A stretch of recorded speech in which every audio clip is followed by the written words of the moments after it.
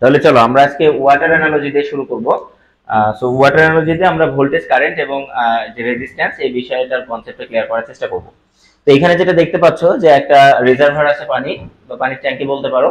এখানে দেখো এইখান থেকে এই পর্যন্ত ইন্ডিকেট করে এটাকে কি বলা হয়েছে? ভোল্টেজ। ঠিক আছে, এখানে একটু দেখো তো ভিডিও হচ্ছে কিনা। নিচে কি লাল উঠে আছে, লাল কালারের লেখা হচ্ছে? ওকে, ঠিক আছে। তো এইখান থেকে এই পর্যন্ত যে হাইটটা, এটাকে কি বলা হচ্ছে? ভোল্টেজ। তার মানে আমি হাইট যদি আরো বাড়াই, ভোল্টেজ আরো বাড়বে। তার মানে আমরা কি জানি, একটা পানির ট্যাঙ্কি আমরা যত উচ্চতায় রাখবো এর পানির চাপটা কি হবে? তত বেশি হবে। একটা 10 তলা বিল্ডিং ধরো আছে, সেখানকার তুমি নিচতলায় যদি ট্যাপ ছাড়ো, সেইটার যে পানির চাপ আর একটা একতলা বিল্ডিং এর পানির চাপ দুটো কি সমান হবে? তার মানে বিল্ডিং যত উচ্চতা বেশি হবে পানির চাপটা তত বাড়বে। এই পানির চাপটাকে আমরা কার সাথে রিলেট করতে পারি? ভোল্টেজের সাথে। যে ভোল্টেজ যত বেশি, চাপ তত বেশি। এবার এখানে দেখো অ্যাম্পিয়ারেজ দেখানো হয়েছে, মানে কারেন্ট প্রবাহের যে একক কারেন্ট সেটা বোঝানো হয়েছে। যে একটা পাইপ দেখো একটু মোটা আর একটা পাইপ একটু চিকন। তো এখানে যেটা বলা হয়েছে দেখো, এখানে মোর, এখানে লেস। তার মানে চিকন পাইপ দিয়ে কম পানি যাচ্ছে, মোটা পাইপ দিয়ে বেশি পানি যাচ্ছে। সিমিলারলি মোটা তার দিয়ে বেশি কারেন্ট যাবে, চিকন তার দিয়ে কম কারেন্ট যাবে। কারণ চিকন তারের কি রোধটা বেশি। সেটাই এই পরেরটাতে দেখানো হয়েছে। যে এইখানে দেখো একটা স্মুথলি একটা পাইপ এখানে আছে, যেখানে কোনো বাধা নাই এবং পাইপটা মোটা, পানিটা কি হচ্ছে? স্মুথলি চলে যাচ্ছে, কোনো বাধা পাচ্ছে না। কিন্তু পরেরটাতে দেখো এখানে পাইপটা কি করে দেওয়া আছে? একটু চ্যাপ্টা করে দেওয়া আছে। এখানে কি করে দিছে? একটা বাধা আছে না? তার মানে এইখানে পানি যেতে কোনো বাধা প্রাপ্ত হবে না, স্মুথলি চলে যাবে। কিন্তু এইখানে কি একটা বাধা প্রাপ্ত হচ্ছে? এই বাধাটাকে আমরা বলতেছি কি? রেজিস্ট্যান্স। সিমিলারলি কন্ডাক্টর এই পাইপের সাথে তুলনা করতে পারো। যে কন্ডাক্টর যত মোটা হবে এর মধ্যে দিয়ে তত ফ্লুয়েন্টলি কারেন্ট ফ্লো হবে, কিন্তু যদি এটা চিকন হয়ে যায় এর রোধ কি হবে? বাড়বে। আর রোধ বাড়া মানে কি? বাধা বাড়তেছে, তার মানে কারেন্ট কি হবে? কম ফ্লো হবে। অ্যানালজিটা বুঝতে পেরেছো? ওকে। আর এটা সেই বিখ্যাত চিত্র যেটা তোমরা সবাই দেখেছো, আমি আশাবাদী যে ফেসবুকে বা বিভিন্ন জায়গাতে বিখ্যাত চিত্রটা সবাই দেখে থাকবে। তো এটার দ্বারা কি বোঝানো হচ্ছে? যে আমাদের ভোল্টেজ মহাশয় কি করছে? ইলেকট্রনকে সামনের দিকে ঠেলে দিচ্ছে। এটা আমরা অলরেডি জানি যে ভোল্টেজ ইলেকট্রনকে কি করে? সামনের দিকে চাপ দেয়। আর এইখান থেকে ওরে টেনে ধরছে কে? ওহম। যে ওরে যাইতে দিবে না। তার মানে ওহমের কাজ কি? বাধা দেওয়া। ওর রেজিস্ট্যান্সের কাজই হচ্ছে বাধা দেওয়া, যে ইলেকট্রনকে সামনে যেতে দিবে না। ওর সর্বোচ্চ চেষ্টা করবে যে এর আমি যেতে দিব না। এখন যদি এর শক্তি থেকে এর শক্তি বেশি হয় তাহলে ও সামনে চলে যাবে, আর যদি এর শক্তি থেকে এর শক্তি কম হয় তাহলে সামনে কি যেতে পারবে না। তার মানে কখন সামনে যেতে পারে না? যখন এর রেজিস্ট্যান্সটা অনেক বেশি হয়। এর যেগুলোর রেজিস্ট্যান্স অনেক বেশি হয় সেগুলোকে কি বলা হয়? ইনসুলেটর। সেগুলোকে কি বলা হয়? ইনসুলেটর। কারণ এর রেজিস্ট্যান্স অনেক বেশি। আমি ভোল্টেজ অ্যাপ্লাই করলেও সেটা কি হয় না? সামনের দিকে এগোতে পারে না। হ্যাঁ, একটা সময় গিয়ে এগোবে। এই যে আমাদের এই যে পোলে যে ইনসুলেটর গুলো দেওয়া থাকে, এইগুলো কি তুমি মনে করো একদম অসীম পরিমাণে ভোল্টেজ দিলেও এগুলো ইনসুলেটর হিসেবে কাজ করবে? হয়তো এমন ইনসুলেটর লাগানো আছে যেটা 33 কেভিতে, ইটস ওকে, এটা ইনসুলেটর হিসেবে কাজ করছে। এখানে যদি আমি 132 কেভি দিই, ওইটার ইনসুলেশন হিসেবে কাজ করবে না, ইনসুলেশন ব্রেকডাউন ঘটবে। তার মানে তখন কিন্তু ওই রেজিস্ট্যান্সের থেকে ভোল্টেজটা কি হয়ে যাবে? বেশি হয়ে যাবে, ওর মধ্যে দিয়ে কারেন্ট ফ্লো হবে। বুঝতে পেরেছো? তার মানে কোনো কিছু অসীম না। যে একটা রেজিস্ট্যান্স আমি লাগাইছি তার মানে এটা অসীম, বিষয়টা এরকম না। হ্যাঁ, আসো। তাহলে মনে করো যে আমি এখানে একটা তার রাখছি, এখানে একটা তার রাখছি, নরমাল 220 ভোল্টেজ, তাহলে এর মধ্যে কোনো কারেন্ট প্রবাহিত হবে? হবে না। কিন্তু এর মানে কি এর মাঝে ফাঁকা জায়গা? আমরা নরমালি ধরে নিই ওপেন, এখানে অসীম। আসলে কি এখানে অসীম? এখানে যদি 132 কেভি দিই তাহলে একটা সার্জ তৈরি হবে, তাই না? ইলেকট্রিক স্পার্ক তৈরি হবে, এর মধ্যে দিয়ে কারেন্ট প্রবাহিত হওয়া শুরু করবে। অনলাইনে অনেক ভিডিও হয়তো দেখে থাকবে যে ওভারহেড লাইন এর অনেকটা নিচেই যদি এইভাবে তলোয়ার বা কোনো কিছু ধরা যায়, ওখানে কিসের তৈরি হয়? স্পার্কের তৈরি হয়। কেননা এয়ারেরও কি আছে? একটা ব্রেকডাউন ভোল্টেজ আছে। এটা হচ্ছে মেবি 5 কেভি পার মিলিমিটার, যতদূর সম্ভব, আই এম নট শিওর, যতদূর সম্ভব 5 কেভি পার মিলিমিটার, মানে প্রতি মিলিমিটার বাতাসের ব্রেকডাউন ভোল্টেজ হচ্ছে 5 কেভি। আমি যদি 1 মিলিমিটার ফাঁকা রাখি এবং এখানে যদি ভোল্টেজ দিই 5 কেভি, তাহলে এটা ব্রেকডাউন করবে, এর মধ্যে দিয়ে কারেন্ট প্রবাহিত হবে। যদি 2 মিলিমিটার ফাঁকা রাখি, সেখানে যদি 10 কেভি ভোল্টেজ অ্যাপ্লাই করি, তাহলে ব্রেকডাউন ঘটবে। আচ্ছা, তো এই বিষয়টা বুঝতে পারলাম আমরা। এরপরে আমাদেরকে বলা হচ্ছে যে সার্কিট কাকে বলে, একটি আদর্শ সার্কিটের উপাদান কয়টি এবং কি কি। এটা একটা গুরুত্বপূর্ণ থিওরি যে একটি আদর্শ সার্কিটের উপাদান কয়টি। এটা তোমাদের এমসিকিউ এর জন্য গুরুত্বপূর্ণ, এমসিকিউ তেও আসতে পারে। তো প্রথমে বলো যে সার্কিট আসলে কাকে বলা হয়, বলো তো? এক্স্যাক্টলি, একটা সম্পূর্ণ পথ হতে হবে কারেন্ট প্রবাহের, তাই না? তার মানে এখানে আমরা যেটা দেখতে পাচ্ছি এটাকে একটা কি বলতে পারি? সার্কিট বলতে পারি আমরা। যে এখানে একটা ব্যাটারি আছে, এর পজিটিভ এবং নেগেটিভ টার্মিনাল একটা কিসের সাথে সংযুক্ত আছে? একটা লোডের সাথে সংযুক্ত আছে, তার মানে এটাকে আমরা কি বলতে পারি, একটা সার্কিট বলতে পারি। কারেন্ট এইখান থেকে এই পর্যন্ত প্রবাহিত হচ্ছে, কিন্তু ইটস নট আইডিয়াল সার্কিট। এটাকে কিন্তু কি বলা যাবে না, আইডিয়াল সার্কিট বলা যাবে না। কেননা এইটার আমরা কি করতে পারছি না, কন্ট্রোল করতে পারছি না। এই লাইটটা জ্বলতেছে, এখন এটা নিভানোর বুদ্ধি কি, তারটা ছিঁড়ে ফেলা, তাই না? যে দাঁত দিয়ে বা হাত দিয়ে তারটা ছিঁড়ে ফেলা, আবার জ্বালাইতে হলে আবার জোড়া যায়, যেটা আমরা ছোটবেলায় করতাম অনেকেই, যে বিভিন্ন জায়গা থেকে, মেলা থেকে বা বিভিন্ন জায়গা থেকে আমি অন্তত করতাম যে গাড়ি টাড়ি কিনে এনে কয়েকদিন একটু যত্ন করতাম, এরপরে মোটর টোটর সব খুলে ফেলে দেখা যাচ্ছে যে একটা পাখা বা অন্য কিছু লাগিয়ে নিজেকে আর কি ইঞ্জিনিয়ার ভাবতাম, যে ইঞ্জিনিয়ার তো হয়ে গেছি, যেহেতু আমি একটা গাড়ি খুলে মোটর ঘোরাতে পেরেছি আর কি ব্যাটারি লাগিয়ে। সো ওইখান থেকে ইঞ্জিনিয়ারিং জার্নির কিন্তু শুরু। তো ওই সময় কি করতাম, তার এইভাবে মোটরের সাথে লাগাইতাম, আবার মোটর থেকে খুলে ফেলতাম। তো এটা কিন্তু এক্সাক্ট ওয়ে না, এজ ইঞ্জিনিয়ার এটা করা যাবে না, আমাদের একটা কন্ট্রোলিং ডিভাইস লাগবে, তবেই সেটাকে কি বলতে পারবো, মোটামুটি একটা সার্কিট বলা চলে। ওইটা আইডিয়াল সার্কিট হবে না, কেন হবে না বলতেছি। তো এবার ধরো আমরা একটা কন্ট্রোলিং সার্কিট, কন্ট্রোলিং ডিভাইস লাগালাম এখানে। তো এখানে আমরা কি দেখতে পাচ্ছি, এটা একটা সুইচ, যেটাকে আমরা একটা কন্ট্রোলিং ডিভাইস বলছি। এখানে যখন আমরা সুইচটা দিচ্ছি, ইলেকট্রন ফ্লো হচ্ছে, লাইটটা জ্বলছে, আবার সুইচটা খুলে ফেললে ইলেকট্রন ফ্লো অফ হয়ে যাচ্ছে, লাইটটা বন্ধ হয়ে যাচ্ছে। তার মানে আমাদের একটা প্রবলেম কি হলো, সমাধান হলো। কিন্তু এটাতে আরেকটা প্রবলেম আছে, এখন এটা আইডিয়াল না, কেন বলো তো? হ্যাঁ, একটা প্রোটেক্টিভ ডিভাইস লাগবে, নট ফিউজ, একটা প্রোটেক্টিভ ডিভাইস। কখনো বলবা না যে আইডিয়াল সার্কিটের উপাদান হচ্ছে সুইচ, সুইচ না, এটাকে বলতে হবে কন্ট্রোলিং ডিভাইস। সেটা সুইচও হতে পারে, অন্য কিছুও হতে পারে। যেমন ধরো এইটা কি কন্ট্রোলিং ডিভাইস না, আমি কি এখানে সুইচ দিয়েছি কন্ট্রোল করছি, সো এটাও কিন্তু একটা কন্ট্রোলিং ডিভাইস। তার মানে তোমাকে বলতে হবে কন্ট্রোলিং ডিভাইস, তোমাকে বলতে হবে না যে এটা সুইচ। এরপরে একইভাবে এটা প্রোটেক্টিভ ডিভাইস, এটা কোনো ফিউজ না, কি বলতে হবে, প্রোটেক্টিভ ডিভাইস, এটা যেন মনে থাকে। তাহলে কেন প্রোটেক্টিভ ডিভাইস দরকার, যদি এরকম হয় যে এখানে কোনো একটা কারণে কোনো দুর্ঘটনাবশত শর্ট সার্কিট হলো বা এখানে অনেক বেশি কারেন্ট ফ্লো হলো, তাহলে কি হবে, বাল্বটা পুড়ে যাবে। ঠিক আছে, ইটস ওকে, এটা একটা 25 টাকা দামের বাল্ব বা 50 টাকা দামের বাল্ব পুড়ে গেল, আর কি এমন যায় আসে। দেখা যাচ্ছে 25 টাকা 50 টাকার জন্য আমাকে এখন প্রোটেক্টিভ ডিভাইস লাগাতে হচ্ছে 1000 টাকা, তাহলে এটা লস, কেউ লাগাবে না। এবার চিন্তা করো এখানে একটা এসি লাগানো আছে, এইটা ব্লাস্ট হলো, মেনে নিবে কেউ? এটার দাম কত, অনেক বেশি। তো আবার দুর্ঘটনা ঘটার সম্ভাবনা অনেক বড়। অ্যাজ ইঞ্জিনিয়ার তুমি এমন ডিজাইন করে দিয়ে গেলা, এই বাসার ইলেকট্রিক্যাল ডিজাইন এমন ভাবে করে দিয়ে গেলা, কোনো প্রোটেক্টিভ ইকুইপমেন্ট রাখলে না, তুমি এই বাসা থেকে বের হয়ে যে লাইন দিতে গেছো, এটা ব্লাস্ট, মেনে নিবে? কেউ মেনে নিবে না, তোমার ইঞ্জিনিয়ারিং খাটবে না এখানে। তার মানে তোমাকে একটা কি রাখতে হবে, এখানে প্রোটেক্টিভ ডিভাইস রাখতে হবে। সো এই প্রোটেক্টিভ ডিভাইস হতে পারে সার্কিট ব্রেকার, হতে পারে ফিউজ, হতে পারে রিলে, যে কোনো কিছু হতে পারে। সেগুলো আমরা এইখানে আলোচনা না করলেও আমাদের পাওয়ার সিস্টেমে কিন্তু আবার আলোচনা করতে হবে এগুলো নিয়ে, ঠিক আছে? তো তখন আমরা আলোচনা করব। এবার আসি তোমাদের জন্য প্রশ্ন, এই যে সার্কিট, এটা কি সার্কিট? এটা সার্কিট না, কেননা এটা শর্ট সার্কিট। সার্কিট এটা, কিন্তু কি সার্কিট, শর্ট সার্কিট। এই পয়েন্টটা আগে এখানে লাগানো ছিল, এবার এখানে লাগাই দিচ্ছি, তার মানে এটা কি হয়ে গেছে, এবার শর্ট হয়ে গেছে। এইখান থেকে আমি কোনো কাজ পাচ্ছি না, বরং অকাজ হচ্ছে এখানে। তার মানে এটা কোনো সার্কিট না, এটাকে কি বলতে পারি, শর্ট সার্কিট বলতে পারি। এবার আসো যে আইডিয়াল সার্কিট। তাহলে আইডিয়াল সার্কিট আমরা যেটা দেখলাম, একটা আইডিয়াল সার্কিট যদি আমরা দেখি, যে একটা আইডিয়াল সার্কিটে তাহলে কি কি উপাদান থাকতেছে, একটা লোড, তাই না? এই লোডকে পরিচালনার জন্য কি লাগবে, একটা সোর্স লাগবে, একটা সোর্স দিলাম। তো এরপরে আমার ইচ্ছা হলো যে এটাকে কন্ট্রোল করতে হবে, তাহলে কি লাগবে, একটা কন্ট্রোলিং ডিভাইস লাগবে, সেটা দিলাম। এরপরে আরেকটা কি লাগবে, প্রোটেক্টিভ ডিভাইস লাগবে। সো প্রোটেক্টিভ ডিভাইস হিসেবে ধরো একটা ফিউজ দিয়ে দিলাম, ঠিক আছে? তাহলে আমরা বলতে পারি এটা একটা আইডিয়াল সার্কিট। তাহলে এখানে এটা কি, সোর্স, আবার এটাকে একটু ব্যাটারি বলিও না, এটাকে কি বলতে হবে, সোর্স, যেটা যে কোনো কিছু হতে পারে। এরপরে এটা কি, প্রোটেক্টিভ ডিভাইস, প্রোটেক্টিভ ডিভাইস। আর এইটাকে আমরা কি বলতেছি, কন্ট্রোলিং ডিভাইস।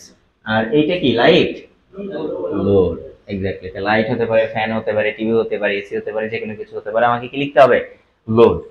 আর এখানে কয়টা পেলাম, চারটা। আরেকটা জিনিস আছে, কি বলো, কন্ডাক্টর। ধরো আমার কাছে সব আছে কিন্তু কন্ডাক্টর নাই, চলবে? কন্ডাক্টর তো লাগবে। তার মানে একটা আদর্শ সার্কিটের মোট কয়টি উপাদান আছে, তাহলে 5টি। তাহলে পারবো? আর কোনোদিন ভুলবো এটা, মানে রিভিশন দেওয়া লাগবে কি? আমার তো মনে হয় না। পরীক্ষা যদি কখনো আসে, এই ক্লাসের কথা তোমাদের মনে হওয়া উচিত বলে আমি মনে করি, যে 5টি উপাদান কি কি কেন লাগতেছে। ঠিক আছে, তাহলে এটার জন্য এক্সট্রা আর কোনো ইয়ে তোমাদের করতে হচ্ছে না। মুছে দেবো, তুলে নিছো? এই যে দেখো এখানে ফাঁকা জায়গা রাখছি না, এখানে এটা তুলে নিলে তোমাদের এটা নোট হয়ে গেল। ঠিক আছে, আমি ঠিক যেখানে লিখবো এখানে লিখে নিবা।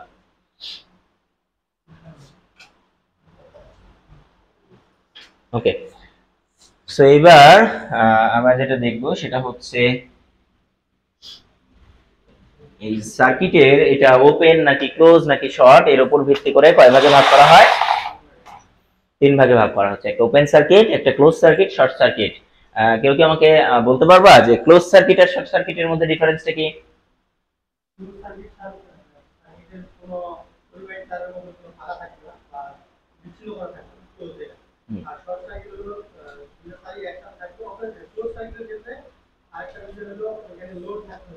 Exactly, good, very good. বসো বসো বসো, ও সঠিক উত্তর দিয়েছে, একটা হাততালি দাও সবাই। ওকে, তো এরপরে আমরা যেটা দেখবো ওপেন সার্কিট, এটা একটা ওপেন সার্কিট, মানে এখানে তারটা কি খোলা আছে, সুতরাং এটা একটা ওপেন সার্কিট। আর এইখানে আমাদের তারটা কি লাগানো আছে, লাইটটা জ্বলছে, হ্যাঁ এখানে কিন্তু লাইটটা আমরা জ্বালাইছি, তার মানে এটা কি একটা ক্লোজ সার্কিট। মানে যদি সার্কিটটা ঠিকঠাক ভাবে কাজ করে, কোনো খোলা পথ যদি না থাকে, ওপেন না হলে সেটাই কি ক্লোজ সার্কিট। আর শর্ট সার্কিট কখন বলবো? যখন আমাদের এইখান থেকে এখানে শর্ট করে দেওয়া হবে, কোনো রকম লোড নাই, সরাসরি পজিটিভ থেকে নেগেটিভ কি হয়ে গেছে, শর্ট হয়ে গেছে, তখন সেটাকে আমরা বলবো শর্ট সার্কিট। ওকে, তাহলে এবার আসো আমাদের উৎসের উপর ভিত্তি করে সার্কিট দুই প্রকার, একটা হচ্ছে এসি সার্কিট আর একটা ডিসি সার্কিট। আমাদের উৎসটা যদি এসি হয় তাহলে সেটা এসি সার্কিট, আমাদের সোর্সটা যদি ডিসি হয় তাহলে সেটা ডিসি সার্কিট। তো এসি আর ডিসির মধ্যে পার্থক্য মোটামুটি তো আমরা বুঝি, তাই না? এখন যদি আমরা ডিসি করতেছি, পরবর্তীতে আমরা এসি নিয়েও পড়বো যে আসলে ডিসি কারেন্ট কি, যার কোনো দিক পরিবর্তন হয় না, মান এবং দিক কোনোটাই পরিবর্তন হবে না। আর এসি কারেন্ট কি, যার মান এবং দিক দুইটাই পরিবর্তন হবে। তো আমরা যদি সার্কিট দুইটা দেখি, যেমন ধরো এটা ডিসি সার্কিট, এখানে ব্যাটারি লাগানো আছে, সোর্সটা কি ডিসি, তার মানে এটা কি সার্কিট, ডিসি সার্কিট। আর এইখানে ঘটনাটা কি ঘটে, সব সময় কারেন্টটা এদিক থেকে এদিকে যাবে, অলওয়েজ, কখনোই এদিক থেকে এদিকে যাবে না, তাহলে দিক পরিবর্তন হবে না, আবার মানও পরিবর্তন হবে না, মানটাও কি একটা নির্দিষ্ট লেভেলে ফিক্সড। আর এসিতে কি হয়, এভাবে সাইন ওয়েভ না, এসিতে সাইন ওয়েভ, তার মানে এভাবে শূন্য থেকে বাড়বে, আবার কমবে, আবার বাড়বে, তার মানে মানও পরিবর্তন হবে, দিকও পরিবর্তন হবে, সেটাকে বলা হচ্ছে এসি কারেন্ট।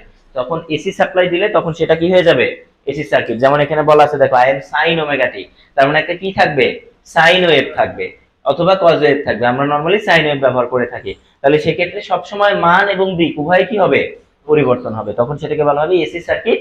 আমাদের আলোচনার বিষয় হচ্ছে ডিসি সার্কিট, আমরা এসি সার্কিট পড়ার সময় সেগুলো নিয়ে বিস্তারিত আলোচনা করব। তাহলে এবার আসো, গঠনের উপর ভিত্তি করে সার্কিট তিন প্রকার, একটা হচ্ছে সিরিজ সার্কিট, আরেকটা প্যারালাল সার্কিট, আরেকটা কি মিক্স সার্কিট। মানে সিরিজ এবং প্যারালাল দুইটা একসাথে করে দিলে তখন সেটা কি হয়ে যাবে, মিক্স সার্কিট হয়ে যাবে।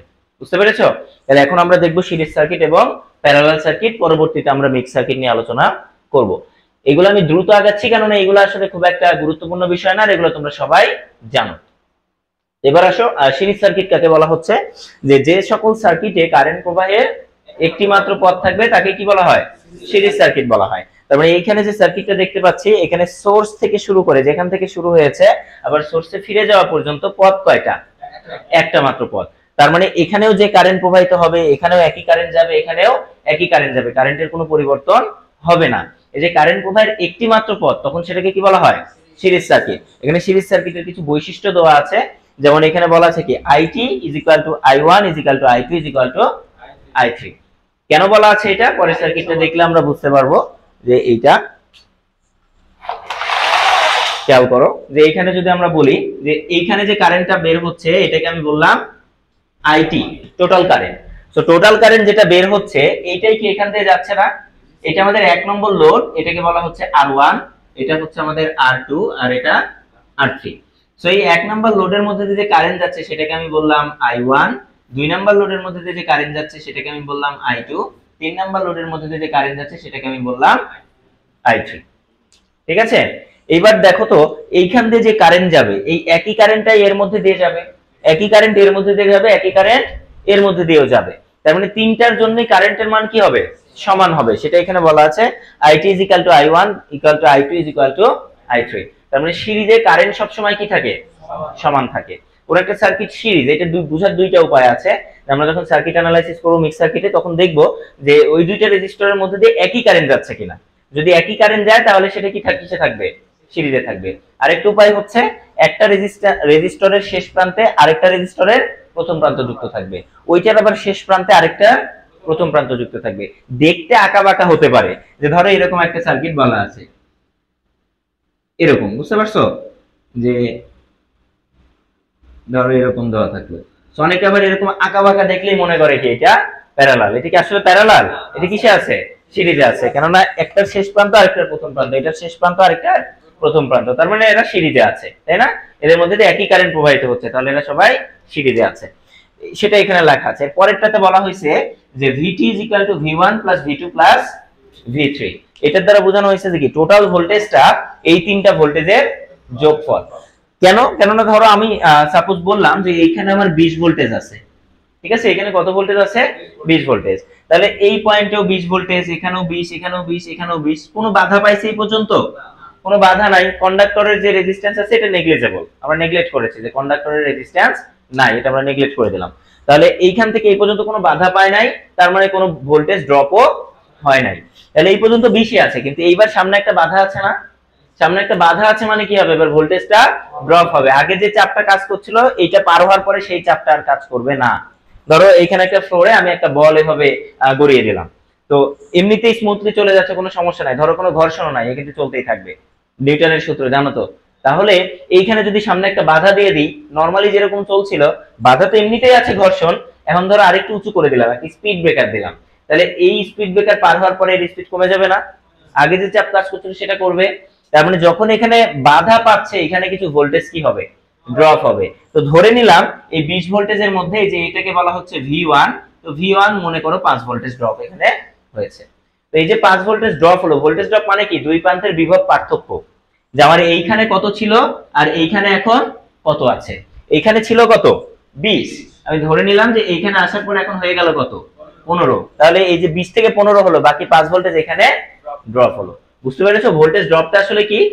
ওকে, তাহলে এরপরে এখানে 15 আসলো, ধরে নিলাম এর মধ্যে আবার 10 ভোল্টেজ কোথায় ড্রপ হলো, এখানে ড্রপ হলো, তাহলে এইখানে এখন কত ভোল্টেজ আছে 5 ভোল্টেজ, তাহলে এই 5 ভোল্টেজ কোথায় ড্রপ হবে, V3 তে। বুঝতে পেরেছো? তাহলে ভোল্টেজ গুলা একে একে কি হলো, ভাগ হয়ে গেল, ড্রপ হয়ে গেল। তার মানে ধরো আমার কাছে 20 টাকা ছিল, আমি একজনকে দিলাম 5 টাকা, আরেকজনকে 10 টাকা, আরেকজনকে 5 টাকা, তাহলে ওই তিনটা টাকা যদি একত্রে আবার কেউ উত্তোলন করে তাহলে 20 টাকা পাবে না সে? তো সেটাই এখানে বলা হয়েছে যে এই তিনটা ভোল্টেজ যদি আমরা যোগ করি তাহলে সেটা কার সমান হবে, টোটাল ভোল্টেজের সমান হবে।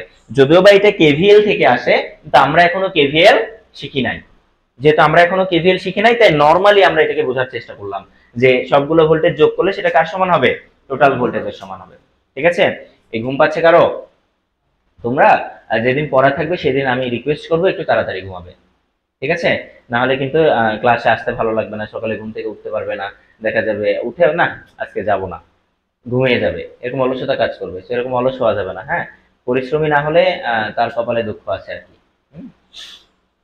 তাহলে এইটা মোটামুটি আমরা বুঝছি। 3 নম্বরে বলা আছে দেখো যে একটা সিরিজ সার্কিটের টোটাল রেজিস্ট্যান্স সমান কি R1 + R2 + R3, মানে যে যতগুলো রেজিস্ট্যান্স সিরিজে থাকবে সবগুলা কি করে দিতে হবে, যোগ করে দিতে হবে। আর এটা কিভাবে আসলো জানো, যে কেন আমরা সিরিজে টোটাল রেজিস্ট্যান্স যোগ করে দিই? দেখো এটা একটু দেখানোর চেষ্টা করি তোমাদেরকে যে কেন আমরা সিরিজে টোটাল রেজিস্ট্যান্সটা আসলে যোগ করে দিই। আমরা এইখানে দেখলাম যে আমাদের ভোল্টেজ গুলো কি হয়ে যাচ্ছে, ভাগ হয়ে যাচ্ছে। আমরা এরকম দেখছিলাম না যে VT = কি V1 + V2 + V3, এরকম দেখছিলাম, তাই তো? তাহলে এইখান থেকে আমরা বলতে পারি যে এই যে ওহমস ল তো সবাই জানো নাকি, যে V = IR। ওকে, তাহলে যেখানকার ভোল্টেজ সেখানকারই কারেন্ট সেখানকারই রেজিস্ট্যান্স, তাহলে VT সমান সমান আমরা কি বলতে পারি, IT RT। V1 সমান বলতে পারি কি I1 R1, আর এটা হচ্ছে I2 R2, এটা হচ্ছে I3 R3। এবার বলো আমরা একটু আগে দেখলাম না যে IT I1 I2 এবং I3 সবগুলো সমান, তাহলে আমরা এই IT I1 I2 I3 সবগুলো সমান কি লিখতে পারি, I। সবগুলো যেহেতু সমান আমি লিখে দিলাম এই সবগুলো সমান কি I, তাহলে IRT IR1 IR2 IR3। R1 R2 R3 তো সমান হবে না, হতেও পারে নাও পারে, এটার কোনো গ্যারান্টি নেই। তাহলে এবার আসো যেহেতু সবগুলোর মধ্যেই আই আছে, তাহলে আমরা আইটাকে কমন নিতে পারি না এখান থেকে। তাহলে আই যদি কমন নিই, এখানে কি আসলো R1 plus R2 plus R3। বুঝতে পেরেছো? তাহলে এখান থেকে দেখো উভয় পক্ষ থেকে আই কেটে দিলাম, তাহলে কি থাকলো RT is equal two R1 plus R2 plus R3। এটাই হচ্ছে আমাদের সেই সূত্র, যে সিরিজে টোটাল রেজিস্ট্যান্স বের করতে হলে যতগুলো রেজিস্ট্যান্স থাকবে সবগুলো কি করে দিতে হবে, যোগ করে দিতে হবে। এখানে যদি 10টা রেজিস্ট্যান্সও সিরিজে থাকতো তাহলে 10টাই যোগ করে দিতে হতো। বুঝতে পেরেছি? কোনো কোশ্চেন এই জায়গাতে?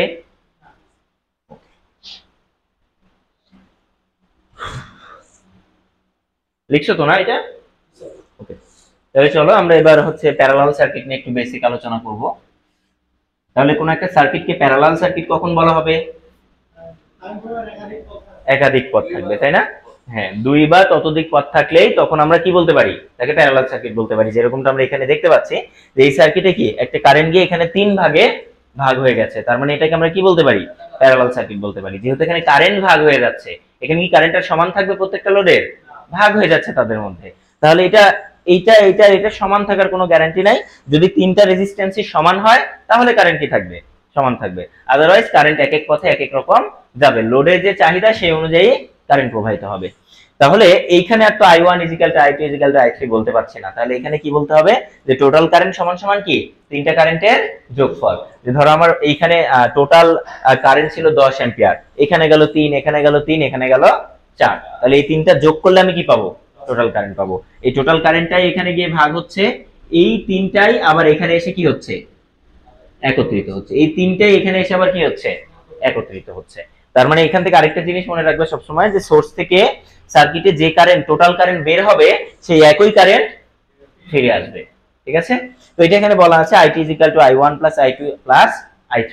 এবং প্যারালালে আমরা কি জানি, ভোল্টেজ সমান থাকে। কেন সমান থাকে জানো? কেন আমরা বলি প্যারালালে ভোল্টেজ সমান থাকে? দেখো আমরা একটু আগে কি দেখলাম, যে ভোল্টেজ ড্রপটা আসলে কি, দুই প্রান্তের বিভব পার্থক্য, দুই প্রান্তের ভোল্টেজের ডিফারেন্সটাকে আমরা কি বলতেছিলাম, ভোল্টেজ ড্রপ।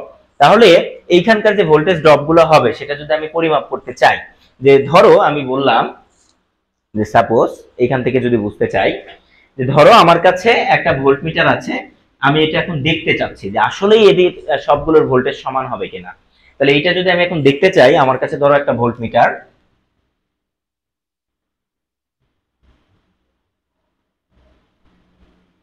তো এটা ধরো একটা ভোল্টমিটার আমার কাছে। এই ভোল্টমিটারের কয়টা নব থাকবে, 2টা। তাহলে আমরা ভোল্টমিটার কিসে সংযোগ করি, প্যারালালে। কেন সংযোগ করি আমরা দেখবো সামনে। তো এটা এখন প্যারালালে সংযোগ করি কেন, কেননা প্যারালালে ভোল্টেজটা সমান থাকে, আর ভোল্টেজের যদি ডিফারেন্সটা আমরা দেখতে চাই, ওর দুই প্রান্তে আমাকে 2টা নব সংযুক্ত করতে হবে, কেননা ভোল্টেজ ড্রপটাই কি, পটেনশিয়াল ডিফারেন্স, ওর দুই প্রান্তের বিভবের পার্থক্য। তাহলে আমি এইটাকে নিয়ে গিয়ে ধরো এইখানে কানেক্ট করলাম, যে আমি R2 এর ভোল্টেজটা দেখতে চাচ্ছি, আর এইখানে নিয়ে গিয়ে আমি এইটা কানেক্ট করলাম, তাহলে এখানে আমি ভোল্টেজটা দেখতে পাবো। সাপোজ দেখলাম যে এই পয়েন্টের ভোল্টেজ হচ্ছে 20 ভোল্টেজ, এই পয়েন্ট হচ্ছে 0, এটা গ্রাউন্ডে আছে না, তাহলে এই পয়েন্টের ভোল্টেজ হচ্ছে 0, তাহলে এই দুইটা ডিফারেন্সে কত শো করবে, 20। যদি এখানে 10 হতো তাহলে এই দুইটা ডিফারেন্স কত শো করতো, 10। তার মানে তখন বুঝতাম এর ভোল্টেজ ড্রপ কত, 10। এখন এর ভোল্টেজ ড্রপ কত, 20। এখন আমি ধরো চাচ্ছি যে R3 এর ভোল্টেজটা কত সেটা দেখতে চাচ্ছি, তাহলে এবার কি করব, এইটা নিয়ে গিয়ে কোথায় সংযোগ করব, আমি এইখানে সংযোগ করব, আর এইটা নিয়ে গিয়ে কোথায় সংযোগ করব, এইখানে। এবার বলো তো এই পয়েন্টের ভোল্টেজ যদি 20 হয়, এই পয়েন্টের ভোল্টেজও কত হবে, 20। কোনো সন্দেহ আছে? এইখানকার আর এইখানকার মধ্যে কোনো বাধা আছে, একটা শর্ট পথ, তাহলে এইখানে 20 হলে এখানেও কত, 20, এখানে 0 হলে এখানেও কত, 0, তার মানে এরও ভোল্টেজ কত শো করবে, 20 ভোল্টেজে। আমি যদি এবার এইটার ভোল্টেজ পরিমাপ করতে চাই, তাহলে কি করব, এইখানে কানেক্ট করে দেব, আর এইটা নিয়ে গিয়ে কোথায় কানেক্ট করব, এইখানে। এবার বলো এইখানে 20 হলে এখানেও কত, 20, এখানেও কত, 0, তার মানে এর ভোল্টেজ ড্রপ কত, 20। তার মানে প্রত্যেকটা লোডেরই ভোল্টেজ কি হবে, সমান হবে। যদি তারা প্যারালালে থাকে, এদের যে ডিফারেন্স, ভোল্টেজ ডিফারেন্স, এটা যখন পরিমাপ করবে আমাকে একই জায়গাতে ঘুরে ফিরে বারবার কি করতে হবে, সংযোগ করতে হবে। আমি দুইটার আড়াআড়িতে যেখানেই দিই না কেন, আমাদের ভোল্টেজটা সবসময় কি আসবে, সমান আসবে। বুঝতে পেরেছো প্যারালালে ভোল্টেজ কি কারণে সমান থাকতেছে? আচ্ছা, আবার যদি আমি বলি সোর্সের ভোল্টেজ এইখানে, যেহেতু এটা পিওর প্যারালাল সার্কিট, তাহলে এই সোর্সের ভোল্টেজ এইখানে দিবে, আর কোথায় দিবে, এই যে এইখানে দিবে। তাহলে এইটার ভোল্টেজে কত আসবে 20 ভোল্টেজ। তার মানে আমরা বুঝলাম প্যারালাল সার্কিটে এর ভোল্টেজ এর ভোল্টেজ এর ভোল্টেজ এর ভোল্টেজ সবগুলো ভোল্টেজ কি সমান, মানে যতগুলো শাখা প্যারালালে থাকবে সবগুলোর ভোল্টেজ কি হবে সমান হবে। তো সেটাই এখানে আমাদের লেখা ছিল যে VT = V1 = V2 = V3, এটা মিসিং আছে, = V3। হ্যাঁ হ্যাঁ বলো। 0 ভোল্ট কেন হলো? এটা গ্রাউন্ড, বুঝতে পেরেছো? দুইটার ভোল্টেজের ডিফারেন্স। ধরো একটা ব্যাটারি তোমার কাছে আছে, সো এই ব্যাটারি যে আমরা বলি 5 ভোল্টেজ, সাপোজ এই ব্যাটারি যে আমরা বলি 5 ভোল্টেজ, কেন বলি? এর বিভব পার্থক্য কত? 5 ভোল্টেজ। এই পয়েন্ট আর এই পয়েন্টের পটেনশিয়াল ডিফারেন্স কত? 5 ভোল্টেজ। তাই আমরা বলি এটা হচ্ছে 5 ভোল্টেজের একটা ব্যাটারি। তার মানে এইখানে যদি 5 ভোল্টেজ ধরি তাহলে এখানে কত ধরতে হবে? 0 ভোল্টেজ। বুঝতে পেরেছো? এটা কি পিওর সার্কিট বলা যাবে? কারণ কারেন্ট তো শর্ট পথ দিয়ে চলে যাচ্ছে, এই পাশ দিয়ে কি কোথায় কোথায় কোথায় এই সার্কিটটা কই? এই সার্কিটে শর্ট পথ কোথায় পেলে? উপর দিয়ে যেটা যাচ্ছে। হ্যাঁ এটা তো শর্ট পথ না, এটা শর্ট পথ না তো। কোথায় শর্ট পথ পেলে তুমি? এটা শর্ট পথ না। শর্ট পথ কখন বলা হয় জানো? যখন তোমার এটা অবশ্যই পিওর সার্কিট এবং এখানে যতগুলো লাইট ফ্যান চলতেছে না সবগুলো এই সার্কিটের উপরে চলতেছে। বাসাবাড়িতে আমরা যে সার্কিটটা ব্যবহার করি সবগুলো কি প্যারালাল সার্কিট। বুঝতে পেরেছো? এই সার্কিটের উপরে সবকিছু চলতেছে আর কি এখানে। তাহলে খেয়াল করো, যদি এইরকম হতো, ধরো এরকম করা আছে একটা সার্কিট, এবার আমি এইখান থেকে এই পর্যন্ত শর্ট করে দিলাম। বুঝতে পেরেছো? তাহলে একটা লোড কি হয়ে গেল? বাদ হয়ে গেল। এইটাকে বলা হবে তখন শর্ট সার্কিট। এমন না যে তুমি এইখান থেকে এই পর্যন্ত কানেক্ট করছো এমন তুমি বলবা এখান থেকে এখানে শর্ট আছে, এখান থেকে এখানে কি শর্ট আছে বলা যাবে? বলা যাবে না। যখন একটা লোড বাদ হয়ে যাবে, একটা লোডের প্যারালালে যখন তুমি একটা পয়েন্ট শর্ট করে দিবা, তখন সেটাকে আমরা কি বলবো? Short circuit. তখন ওই লোডটার কাজ করবে না। তখন তুমি বলতে পারো যে এটা তো একটা ভালো সার্কিট হলো না, একটা লোড বাদ পড়ে গেল। বাট এই পয়েন্টটুকু এখান থেকে এই পর্যন্ত এগুলো তো আসলে শর্ট না, এগুলো জাস্ট একটাই পয়েন্ট, এদের মধ্যে কোনো ভোল্টেজ ড্রপ হয় নাই। সেটা এখানে দেখানো হয়েছে যে এইখানে এইখানে এইখানে এদের মধ্যে কোনো বাধা নাই, এদের মধ্যে কোনো ভোল্টেজ ড্রপ হয় নাই। দুইটা পয়েন্টের ভোল্টেজই কি হবে? সেম হবে। ক্লিয়ার? আর কোনো কোশ্চেন? এবার আসো আমরা আরেকটা জিনিস যেটা দেখবো, যে আমরা সিরিজের টোটাল রেজিস্ট্যান্স বের করা দেখেছি না? তাহলে এবার আমরা প্যারালালের টোটাল রেজিস্ট্যান্সটা বের করা দেখবো, যে প্যারালাল সার্কিটে কিভাবে টোটাল রেজিস্ট্যান্স বের করতে হয়। আমরা আগে শিখেছি এরকম যে রেজিস্ট্যান্স দ্বয়ের গুণফল ডিভাইডেড বাই রেজিস্ট্যান্স দ্বয়ের যোগফল। এটা শুধুমাত্র দুইটি শাখার ক্ষেত্রেই প্রযোজ্য। শাখা যদি 3টি 4টি 5টি হয়ে যায় তাহলে আর এটা দিয়ে করতে পারবা না, যে রেজিস্ট্যান্স 3টির যোগফল রেজিস্ট্যান্স গুণফল রেজিস্ট্যান্স 3টির যোগফল এটা আর হবে না। ঠিক আছে? তাহলে কিভাবে টোটাল রেজিস্ট্যান্স নির্ণয় করতে হয় সেটা আমরা দেখব। আমরা এইখানে দেখলাম যে IT = কি? I1 + I2 + I3, এটা দেখছি না? তাহলে এইখান থেকে আমরা ওহমস ল আবার অ্যাপ্লাই করতে পারি। দেখো যে V = IR, তাহলে I সমান কি? V/R। তাহলে এইটা আমরা এখন এখানে অ্যাপ্লাই করব। যার কারেন্ট তারই ভোল্টেজ তারই রেজিস্ট্যান্স। তাহলে এখানে কারেন্ট IT, তাহলে এখানে আমি কি বলতে পারি? এটাকে VT/RT।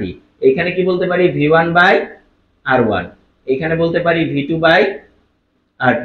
এখানে বলতে পারি V3/R3। এইবার দেখো তো আমরা এই VT V1 V2 V3, যে VT V1 V2 V3 এই চারটা ভোল্টেজকে কি বলতে পারি?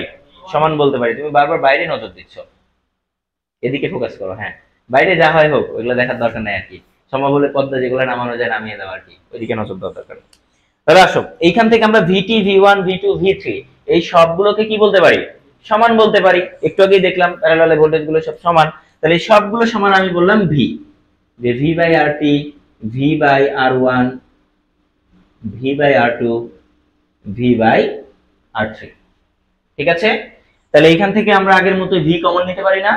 কমন নিলে ওই V আর এই V কেটে যায়, আমি একটা লাইন স্কিপ করলাম। তাহলে এইটা সমান কি থাকে? 1/RT 1/R1 1/R2 1/R3। এইটা কিন্তু আমরা অনেক সময় দেখেছি আমাদের বইয়ে, এবং আমরা এসএসসি তেও এটা দিয়ে কিন্তু অঙ্ক করেছি ফিজিক্সে। বাট আমরা এখন একটু বড় হয়েছি, সুতরাং এইটা দিয়ে আর আমরা অঙ্ক করব না, যে এখান থেকে ক্যালকুলেশন 2-3 লাইন করে তারপরে রেজিস্ট্যান্স বের করব। না, আমরা যেটা করব, আমরা একটা শর্টকাট বের করব এখান থেকে, যেখানে থেকে ক্যালকুলেটরে সরাসরি আমরা টোটাল রেজিস্ট্যান্স বের করব। তো সেই শর্টকাটটা কি, যে আমরা সবাই জানি যে দেখো যে 1/x সমান সমান কি x ইনভার্স, এটা সবাই জানি না। তো এখানে 1/rt টাকে আমরা রেখে দিলাম যে 1/rt সমান সমান, দেখো 1/r1 সমান কি বলতে পারি, r1 ইনভার্স বলতে পারি না, যে 1/x সমান যদি x ইনভার্স হয় তাহলে 1/r1 সমান কি হবে, r1 ইনভার্স, প্লাস তাহলে আমরা কি বলতে পারি r2 ইনভার্স, প্লাস হচ্ছে r3 ইনভার্স। ঠিক আছে, কিন্তু আমার তো আসলে 1/rt এর মান প্রয়োজন নাই, আমার কিসের মান প্রয়োজন, rt এর। তাহলে এইটাকে আমরা কি করলাম, উল্টিয়ে দিলাম। তাহলে এই পাশে যদি আমরা উল্টিয়ে দিই rt লিখি, এই পাশে উল্টাতে হবে, এর নিচে কিছু নাই মানে কি আছে, 1 আছে, তাহলে 1টা উপরে চলে যাবে আর এইটা নিচে চলে আসবে, তাহলে r1 inverse, r2 inverse, r3 inverse. ঠিক আছে, আবার দেখো আমরা 1/something সমান কি বলতে পারি, তার উপরে ইনভার্স, তাহলে পুরোটাকে x বিবেচনা করো, যে 1/x তার মানে আমরা কি বলতে পারি, x ইনভার্স। তাহলে এখান থেকে আমরা বলতে পারি যে অতএব rt সমান r1 inverse, r2 inverse, r3 inverse, এরপরে পুরোটার উপরে আবার কি ইনভার্স। এইটা দিয়ে আমরা আসলে অঙ্কগুলো করব সামনে, আমাদের যতগুলো পদ প্যারালালে থাকবে সবগুলোকে আলাদা আলাদা ইনভার্স করে যোগ করে পুরোটার উপরে আবার কি দিব, ইনভার্স দিব। এটা একটু তুলে নাও তোমরা।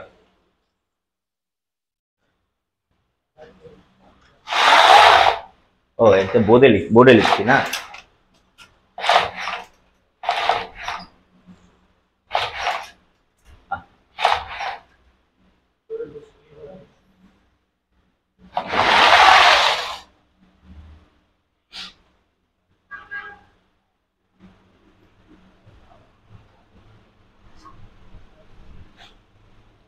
ভিডিও হচ্ছে কিনা একটু মাঝে মাঝে নজর দিও।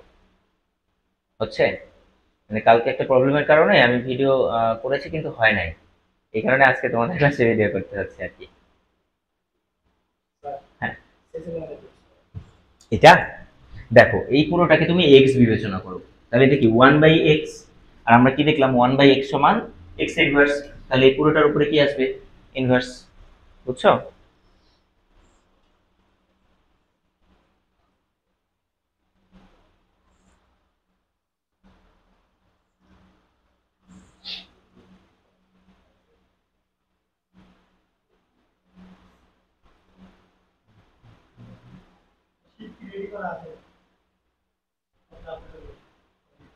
হ্যাঁ দিয়ে দিচ্ছি তো শীট, না উনি রেডি করে নাই, তোমরা গিয়ে চাইলে দিবে।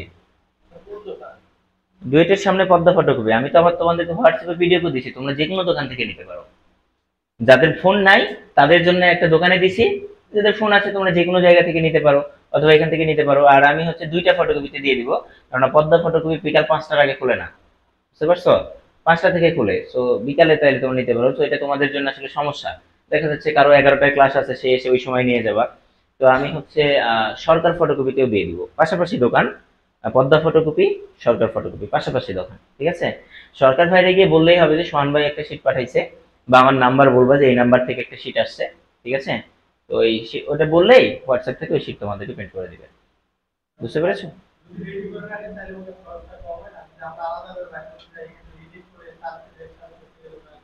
না না খরচ বাড়বে কেন,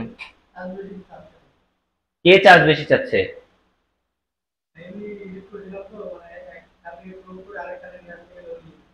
ক্রপ করে কেন নিয়ে আসতে হবে, তোমার কার কাছে গেছো তুমি,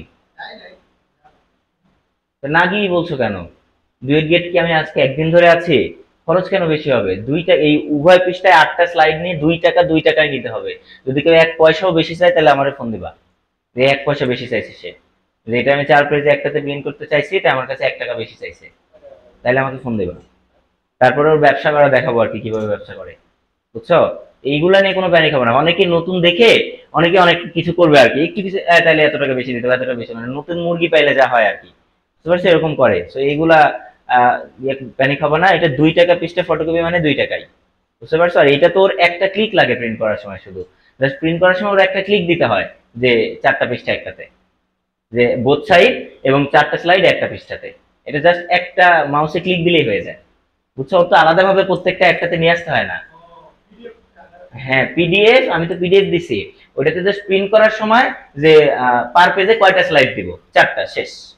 বুঝতে পারছো, ওটা আলাদা আলাদা ভাবে ক্রপ করে নিয়ে আসতে হয় না, ওটা মনে হয় তুমি নিজে চেষ্টা করেছো নাকি? না, এত বেশি ভাবা যাবে না। আচ্ছা, এটা হয়েছে।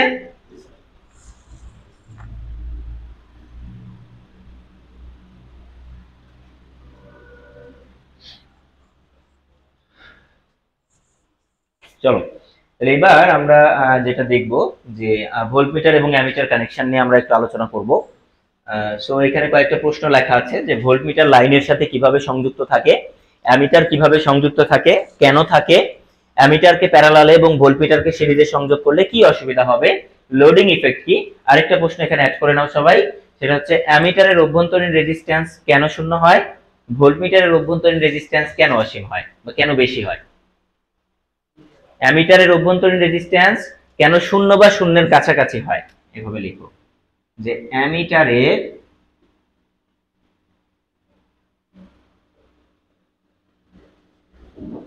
অভ্যন্তরীণ রেজিস্ট্যান্স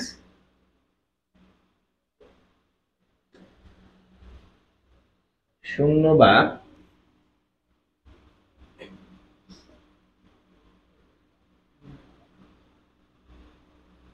কাছাকাছি হয়। আরেকটা হচ্ছে ভোল্টমিটারের অভ্যন্তরীণ রেজিস্ট্যান্স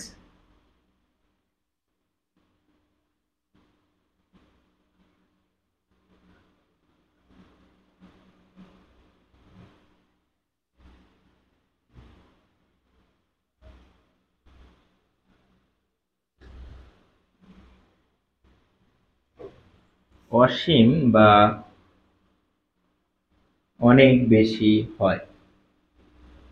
মানে আইডিয়াল অ্যামিটার হলে শূন্য হবে, বাট আইডিয়াল কোনো কিছু হয় না, সামান্য কিছু রেজিস্ট্যান্স থাকে। আইডিয়াল ভোল্টমিটার হলে তার রেজিস্ট্যান্স কি হবে, অসীম হবে, বাট আইডিয়াল তো কোনো কিছু হয় না, রেজিস্ট্যান্সটা অনেক বেশি থাকে। ঠিক আছে, এই জন্য অসীম বা বেশি লিখছি। এর মানে এই না যে অসীম মানে বেশি, তা কিন্তু না। আচ্ছা, এবার আসো এই প্রশ্নগুলো বুঝছো। এবার তোমাদের জন্য আমার প্রথম প্রশ্ন যে অ্যামিটার কেন সিরিজে সংযুক্ত থাকে।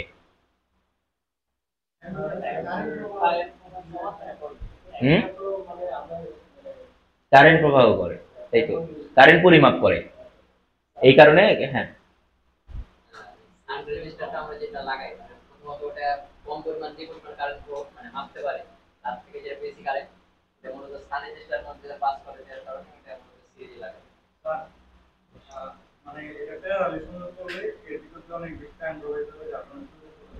ওইটা তো পরের প্রশ্ন যে প্যারালালে সংযোগ করলে কি হবে। আমার প্রথম প্রশ্ন হচ্ছে কেন আমরা সিরিজে সংযোগ করি। কি করলে প্যারালালে লাগাইলে, আমি তো এটা প্রশ্ন করি নাই, আমি বলছি সিরিজে কেন করা হয়। আচ্ছা দেখো, হ্যাঁ,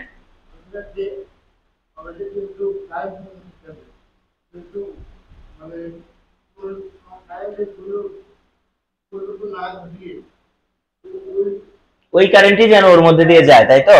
হ্যাঁ, তোমরা মোটামুটি অনেকেই সঠিক উত্তর দিয়েছো, কাছাকাছি গেছো। গত ব্যাচ থেকে যে উত্তরটা দিয়েছিল যে অভ্যন্তরীণ রেজিস্ট্যান্স শূন্য, তাই একে সিরিজে সংযোগ করা হয়, বাট এটা কিন্তু উত্তর না। যে অভ্যন্তরীণ রেজিস্ট্যান্স শূন্য বলে একে সিরিজে সংযোগ করা হয় না, একে সিরিজে সংযোগ করব বলেই এর অভ্যন্তরীণ রেজিস্ট্যান্স কি করা হয়, শূন্য করা হয়। আমরা এখন এটা একটা অ্যানালাইসিসের মাধ্যমে দেখব যে এমনিতে নরমাল মুখস্থ কথাবার্তা বা বলে কোনো লাভ নাই। অ্যাজ ইঞ্জিনিয়ারের মতো আমাদেরকে চিন্তা করতে হবে। তো সাপোজ ধরো যে আমি প্রথম কেস, আমি বললাম ফার্স্ট কেস, যে আমাদের একটা সার্কিট আছে। ধরো এখানে আমি বললাম যে এটা একটা 4 ওহমের একটা সার্কিট। ওকে, তো এখানে ধরো আমি বললাম 20 ভোল্টেজ। তো এখন আমি যদি বলি যে এখানে কত কারেন্ট প্রবাহিত হচ্ছে, আমরা এমনিতেই বুঝতে পারবো, তাই না, যে I is equal to V by R, যে 4 সমান সমান কত অ্যাম্পিয়ার, 5 অ্যাম্পিয়ার। এবার ধরো আমার ইচ্ছা হলো যে আমি এইটা কিভাবে দেখব, মিটারের মাধ্যমে দেখব। যে একটা মিটার লাগিয়ে এখানে আমি পরিমাপ করতে চাচ্ছি যে এখানে কত অ্যাম্পিয়ার প্রবাহিত হচ্ছে। আমি কিন্তু জানি এখানে কত অ্যাম্পিয়ার প্রবাহিত হচ্ছে, 5 অ্যাম্পিয়ার, আর মিটারও তো আমাকে সেটা দেখাতে হবে। সো দেখি সেটা দেখায় কিনা। তো ধরো আমরা সেকেন্ড কেসে ধরো আমরা চিন্তা করলাম সেম সার্কিট, আমি তো সার্কিট পরিবর্তন করব না, ওই সার্কিটেই কত কারেন্ট প্রবাহিত হচ্ছে এটা আমরা কিসের মাধ্যমে দেখতে চাচ্ছি, মিটারের মাধ্যমে। তাহলে এবার আমি একটা মিটার এখানে কানেক্ট করব, এটা হচ্ছে আমাদের 4 ওহম। এখানে একটা মিটার কানেক্ট করলাম, অ্যামিটার। এবার আসে আগে বলি যে অ্যামিটার কেন সিরিজে দিচ্ছি। তো আমি একটা মিটার বানাইছি অ্যামিটার, এখন বলো, আমি যদি ওই অ্যামিটার দিয়ে কারেন্ট পরিমাপ করতে চাই, ওই অ্যামিটার কিন্তু সেই কারেন্টটাই পরিমাপ করবে যে কারেন্টটা তার মধ্যে দিয়ে যাবে। তাহলে আমি কার কারেন্ট পরিমাপ করতে চাচ্ছি? 4 ওহমের। তাহলে 4 ওহমের মধ্যে দিয়ে যে কারেন্ট যাবে, এই কারেন্টটাই কার মধ্যে দিয়ে যেতে হবে? অ্যামিটারের মধ্যে দিয়ে যেতে হবে। এবং এটা কখন সম্ভব? যখন সিরিজে দেব। কারণ আমরা দেখেছিলাম একটু আগেই যে সিরিজে কারেন্ট কি থাকে? সমান থাকে।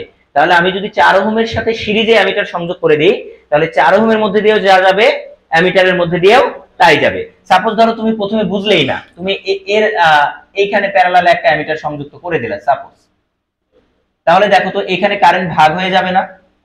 তাহলে 4 ওহম শর্ট তো হবে না। এখন আমি কি বলছি অ্যামিটারের অভ্যন্তরীণ রেজিস্ট্যান্স শূন্য? এটা বলি নাই তো, তাহলে শর্ট কেন হবে? আমি তো আর বলি নাই যে এর অভ্যন্তরীণ রেজিস্ট্যান্স শূন্য। আমি ধরে নাও এর একটা রেজিস্ট্যান্স। আচ্ছা, আমি ধরো কেবল বিগিনার লেভেল একটা অ্যামিটার তৈরি করলাম, এখন আমি কি কি সমস্যা হতে পারে জানি না, সো এটার একটা রেজিস্ট্যান্স আছে। তো এখন এখানে দুই ভাগে ভাগ হয়ে গেল না? যতই শূন্য নাও, শর্ট না হলে একটা ধরো রেজিস্ট্যান্স আছে, এখানে কারেন্ট দুই ভাগে ভাগ হয়ে যাবে কিনা? তাহলে এই অ্যামিটার কি এর কারেন্টটার পরিমাপ করবে? ওই কারেন্ট তখনই পরিমাপ করবে যখন এর মধ্যে দিয়ে যে কারেন্ট যাবে সেই একই কারেন্ট অ্যামিটারের মধ্যে দিয়ে যাবে। এবং সেটা কখন সম্ভব? যখন এর সাথে আমরা সিরিজে সংযোগ করব। তাহলে এখানে আমরা এই কারণে যে একই কারেন্ট যেন ওর মধ্যে দিয়ে যায়, তাই এটাকে কিসে সংযোগ করে দিলাম? সিরিজে সংযোগ করে দিলাম। কিন্তু আমি যে অ্যামিটারটা বানাইছি, ধরে নিলাম এর একটা রেজিস্ট্যান্স আছে অভ্যন্তরীণ, সেটা হচ্ছে 1 ওহম। কম ধরছি কিন্তু, কত ওহম? 1 ওহম। তো তাহলে এখন ঠিক আছে, 4 ওহমের মধ্যে দিয়ে যা যাবে অ্যামিটার সেটা পরিমাপ করবে, কিন্তু 4 ওহমের মধ্যে দিয়ে এবার কত যাবে? দেখো এবার যদি আমি এখান থেকে আই এর মান বের করি, তাহলে ভি বাই কি আর, এবার আর এর মান কত? 5 ওহম। তাহলে এখানে 5 ওহম দিলে কত অ্যাম্পিয়ার প্রবাহিত হবে? 4 অ্যাম্পিয়ার। তার মানে এর মধ্যে দিয়ে কত যাচ্ছে? 4 অ্যাম্পিয়ার। এর মধ্যে দিয়েও কত যাচ্ছে? 4 অ্যাম্পিয়ার। তাহলে অ্যামিটার কত পরিমাপ করছে? 4 অ্যাম্পিয়ার। এখন দেখো আমি কিন্তু একটু আগেই দেখলাম যে আমার যে সার্কিটটা ছিল সেখানে কত অ্যাম্পিয়ার কারেন্ট প্রবাহিত হচ্ছিল? 5 অ্যাম্পিয়ার। কিন্তু আমি মিটার লাগিয়ে কি দেখতে পাচ্ছি? 4 অ্যাম্পিয়ার। তাহলে কি মিটার সঠিক পাঠ দিল? মিটার ভুল পাঠ দিয়েছে না? তাহলে এই মিটার কি চলবে? যে মিটারে ভুল পাঠ দিবে। সামান্য 5 অ্যাম্পিয়ারের জায়গায় সামান্য 1 ওহম রেজিস্ট্যান্স দিছি, এইটার ফলে 1 অ্যাম্পিয়ারের কি দেখে ফেলছে? ডিফারেন্স দেখে ফেলছে। যে যাচ্ছিল 5 অ্যাম্পিয়ার, কিন্তু মিটারে শো করছে কত? 4 অ্যাম্পিয়ার। তার মানে ভুল পাঠ দেখাচ্ছে। এই যে ভুল পাঠ দেখালো, এটা কেন দেখালো? এর অভ্যন্তরীণ রেজিস্ট্যান্সের জন্য। তাহলে এই যে একটা প্রভাব পড়লো পাঠের উপরে, এই প্রভাবটাকে বলা হচ্ছে লোডিং ইফেক্ট।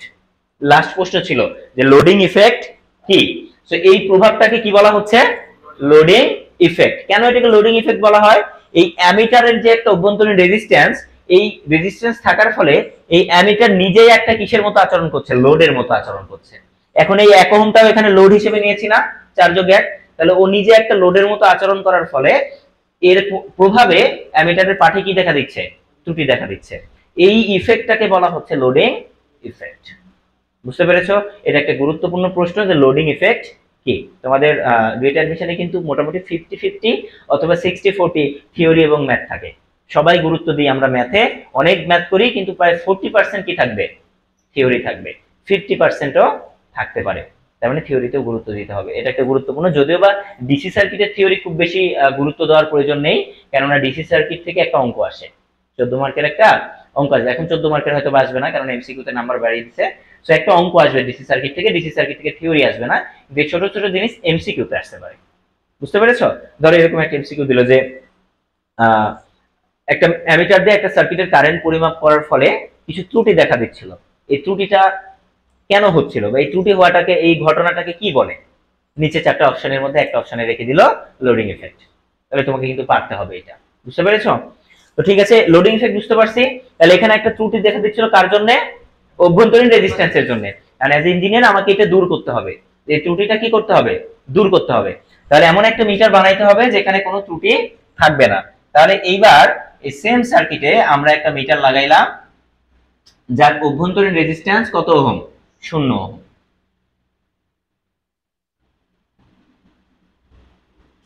অভ্যন্তরীণ রেজিস্ট্যান্স কত দিলাম? 0 ওহম। বুঝতে পেরেছি? তাহলে অভ্যন্তরীণ রেজিস্ট্যান্স 0 ওহম দেওয়ার ফলে এইবার দেখো তো আগের মতোই এখানে কত কারেন্ট প্রবাহিত হবে? I = 20/4। তার মানে কত কারেন্ট প্রবাহিত হচ্ছে? 5 অ্যাম্পিয়ার। তাহলে এবার মিটার ঠিকঠাক রিডিং দিবে না? এর মধ্যে দিয়েও 5 অ্যাম্পিয়ার যাবে, এর মধ্যে দিয়েও কত অ্যাম্পিয়ার যাবে? 5 অ্যাম্পিয়ার যাবে। এটা হচ্ছে আইডিয়াল অ্যামিটারের ক্ষেত্রে। আসলে আমি তো আগেই বলছি এরকম কোন কয়েল তুমি ডিজাইনই করতে পারবে না যেটা রেজিস্ট্যান্স কি হবে, শূন্য হবে। তার মানে এরকম করতে পারে যে প্রায় শূন্যের কাছাকাছি হবে, কিন্তু একদম শূন্য আমরা করতে পারবো না, কেননা ওই কন্ডাক্টরেরও তো কিছু কি আছে, বাধা আছে। তাহলে এখানে যেটা অ্যাকচুয়ালি যেটা ঘটে প্র্যাকটিক্যালি এটা হচ্ছে আইডিয়ালি, আর প্র্যাকটিক্যালি যেটা হবে ধরো আমি ধরে নিলাম এখানকার রেজিস্ট্যান্স প্রায় শূন্যের কাছাকাছি, মানে 0.0001, ধরো এরকম বললাম যে কিছু একটা রেজিস্ট্যান্স আছে। তো সেই ক্ষেত্রে ঘটনাটা কি ঘটবে, যে I = 20 ডিভাইডেড বাই 4.00001, এইটা দিলে দেখতে পাবো 4.99 অ্যাম্পিয়ার। এইটা কিন্তু মেনে নেওয়ার মতো যে আমার অ্যাকচুয়াল কারেন্ট হচ্ছে 5 অ্যাম্পিয়ার, কিন্তু আমার মিটার শো করছে কত, 4.99। অ্যানালগ হলে তো বুঝতেই পারবা না যে 4.99 নাকি 5ই ধরে নিবা, আর ডিজিটাল হলে তুমি বুঝতে পারবা যে না এখানে কিছু কম দেখাচ্ছে, কিন্তু এই এতটুকু ত্রুটি কি করা যায়, মেনে নেওয়া যায়, এটা নেগলিজেবল। বুঝতে পেরেছো? তাহলে আমরা দেখলাম অ্যামিটার কেন সিরিজে সংযোগ করা হয়, কেননা এর মাধ্যমে আমরা কারেন্ট পরিমাপ করব, আর লোডের কারেন্ট পরিমাপ করতে গেলে ওই একই কারেন্ট অ্যামিটারের মধ্যে দিয়ে প্রবাহিত হতে হবে, তার মানে এটা অবশ্যই কিছু সংযোগ করতে হবে সিরিজে। কারণ যেহেতু আমরা সিরিজে সংযোগ করছি, এই সংযোগ করতে গিয়ে আমরা দেখলাম যে অ্যামিটারের যদি কোনো রেজিস্ট্যান্স থাকে সেটা মিটারের পাঠে কি দেখাচ্ছে, ত্রুটি তৈরি করছে, যেটাকে আমরা লোডিং ইফেক্ট বলছি।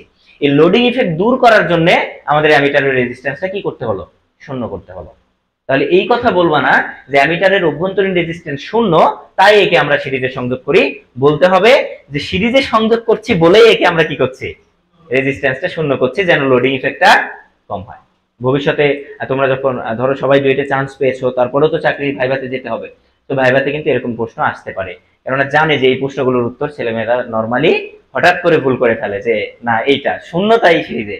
আসলে এরকম না, যখনই তুমি বলবা শূন্য তাই শুরুতে, তোমাকে প্রশ্ন করবে কেন শূন্য, অ্যামিটার তো আমরাই বানাইছি, কেন বেশি বানালাম না। মানে একটা প্রশ্নের প্রেক্ষিতে ভাইবা কিরকম হয় জানো তো, একটা প্রশ্নের প্রেক্ষিতে তুমি যে উত্তর দিবে ওই উত্তরের প্রেক্ষাপটে আরেকটা প্রশ্ন শুরবে। তাই যে বিষয়ে তোমার নলেজ থাকবে না, যে শুধু একটা লিমিটেড নলেজ তোমার আছে, একটা প্রশ্ন করলো শুধু ওইটাই জানো তুমি, এরপরে যে প্রশ্ন হতে পারে সেটা আর জানো না, জানলেও ওই প্রশ্নের উত্তর করবা না, জানলেও ওই প্রশ্নের উত্তর করবে না, কেননা তুমি উত্তর দিলেই তোমাকে সেখানেই আটকাবে, ওইখান থেকে আরো 1000টা প্রশ্ন করবে তোমাকে, তোমার ভাইবা শেষ। বুঝতে পেরেছো? যদিও এখন দেখা যাবে তোমাদের কাজে লাগবে না, যারা জবে আছে তাদের কাজে লাগবে, ওদেরকে আরো ভালোভাবে বলবো, তোমাদেরকে আপাতত আমি অ্যাডমিশন সম্পর্কে বলবো। হ্যাঁ অবশ্যই।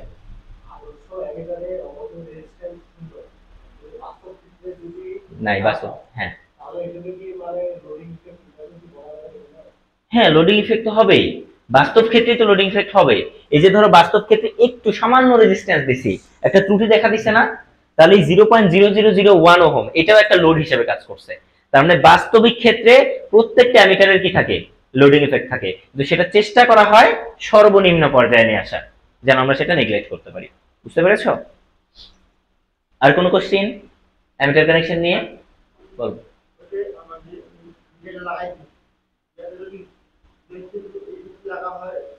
আচ্ছা এই পাশে না লাগিয়ে যদি এই পাশে লাগাই, একই বিষয়, কোনো সমস্যা নেই। তুমি এই পাশে লাগালেও এর মধ্যে দিয়ে 5 অ্যাম্পিয়ার যাবে, এই পাশে লাগালেও এর মধ্যে দিয়ে 5 অ্যাম্পিয়ারই যাবে, কেননা এটা কিসে থাকবে, সিরিজে থাকবে। তুমি আগে লাগালেও কারেন্ট যা হবে, পরে লাগালেও কারেন্ট তাই হবে, এই পুরো পথ জুড়ে কারেন্টটা কত থাকে, 5 অ্যাম্পিয়ারই থাকে, এতে কোনো প্রবলেম নাই আর কি। বুঝতে পেরেছো?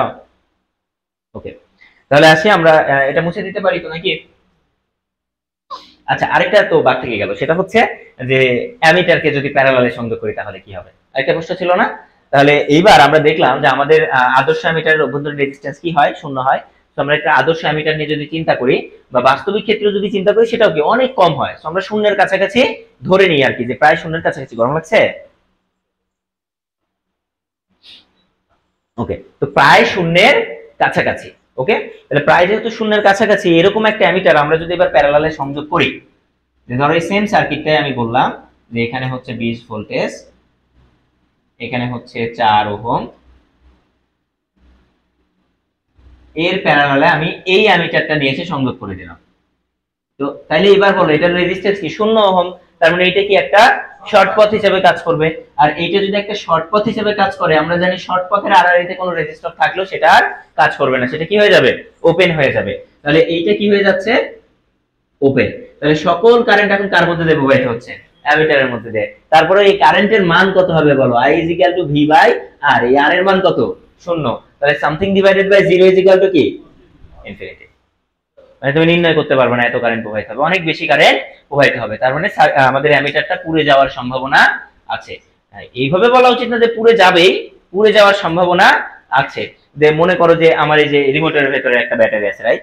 তো আমি রিমোটের ব্যাটারির সাথে মনে করো যে প্যারালাল একটা অ্যামিটার লাগাই দিলাম 100 অ্যাম্পিয়ার রেঞ্জে, তাহলে ওই অ্যামিটার কি পড়বে?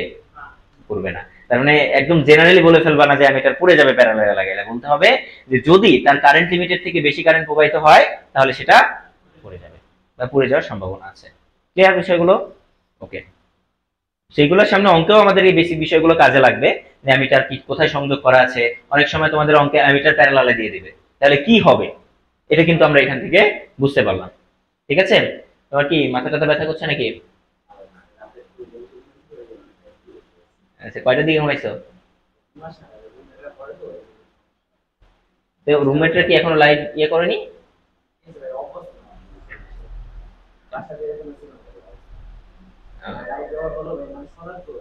হ্যাঁ, বুঝতে পেরেছি। হ্যাঁ, একটু প্রবলেমেটিক আর কি। যদি তারা কথা বলে তবে রুমমেটদেরকে এতটুকু গাইড করার চেষ্টা করবে তোমরা যেন একজনের জন্য আরেকজনের সমস্যা না হয়। মেস লাইফে এটা কিন্তু সবারই মেনে চলা উচিত। আমি যখন অ্যাডমিশনে ছিলাম আমার জন্য আমার রুমমেটের কখনোই প্রবলেম হয় নাই। সে ঘুমাইলে আমি একটা টু শব্দ পর্যন্ত করতাম না। একদম টেবিল ল্যাম্প শুধু টেবিল ল্যাম্প না, টেবিল ল্যাম্পের চারিদিকে কাগজ মেরে দিতাম যেন শুধু আলোটা আমার টেবিলেই পড়ে। নর্মালি একটা টেবিল ল্যাম্প যদি কেউ টেবিলে রাখে পুরো রুমই কিন্তু আলোকিত হয়ে থাকবে।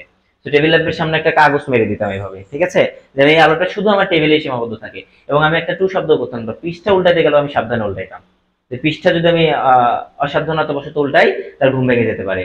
আর সেখানে কিছু কিছু রুমমেট এরকম আছে যারা রুমমেট যে ঘুমাচ্ছে এদিকে তার নজরে নেই, তারা আড্ডা দিচ্ছে, পাশের রুম থেকে একজন আসে তার সাথে হাসাহাসি করছে।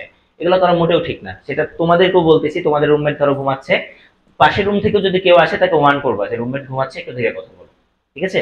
এবং তোমরাও এই বিষয়ে সাবধান থাকবে যেন তোমার দ্বারা তোমার রুমমেট কি ফিল না করে, ডিস্টার্ব ফিল না করে। বুঝতে পারছো? এই বিষয়ে প্রয়োজনে তোমার রুমমেটদেরকে তুমি নসিহত করতে পারো যে বিষয়টা এরকম, দেখ আমার তো সকাল উঠতে হয়, তো তোরা যদি একটু কনসিডার করতে তাহলে আমার জন্য উপকার হতো। ভালোভাবেই বলবা। আশা করা যায় সে যদি মানুষ হয় তাহলে সেটা কি করবে? কনসিডার করবে। কেননা এতে তো তার কোনো ক্ষতি হচ্ছে না, তোমার কিছু উপকার হচ্ছে কিন্তু তার কোনো ক্ষতি হচ্ছে না। হ্যাঁ হ্যাঁ, হ্যাঁ বলো।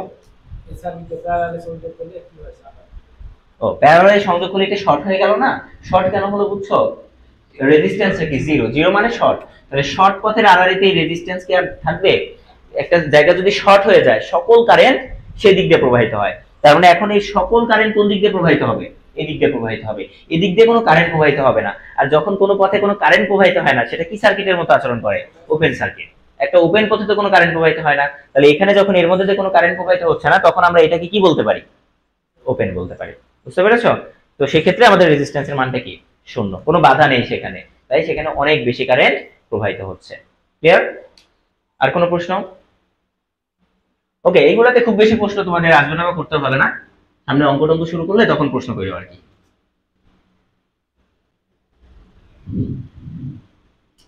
আচ্ছা, এবার আমরা যেটা দেখবো সেটা হচ্ছে ভোল্টমিটার কানেকশন। হ্যাঁ, সো ভোল্টমিটার এখন যদি তোমাদের প্রশ্ন করা হয় ভোল্টমিটার কিসে সংযোগ করা হয়? প্যারালালে। হ্যাঁ, সো এখন যদি কেউ বলো যে প্যারালালে এই কারণে সংযোগ করা হয় যে অভ্যন্তরীণ রেজিস্ট্যান্স বেশি, এটা কি সঠিক হবে?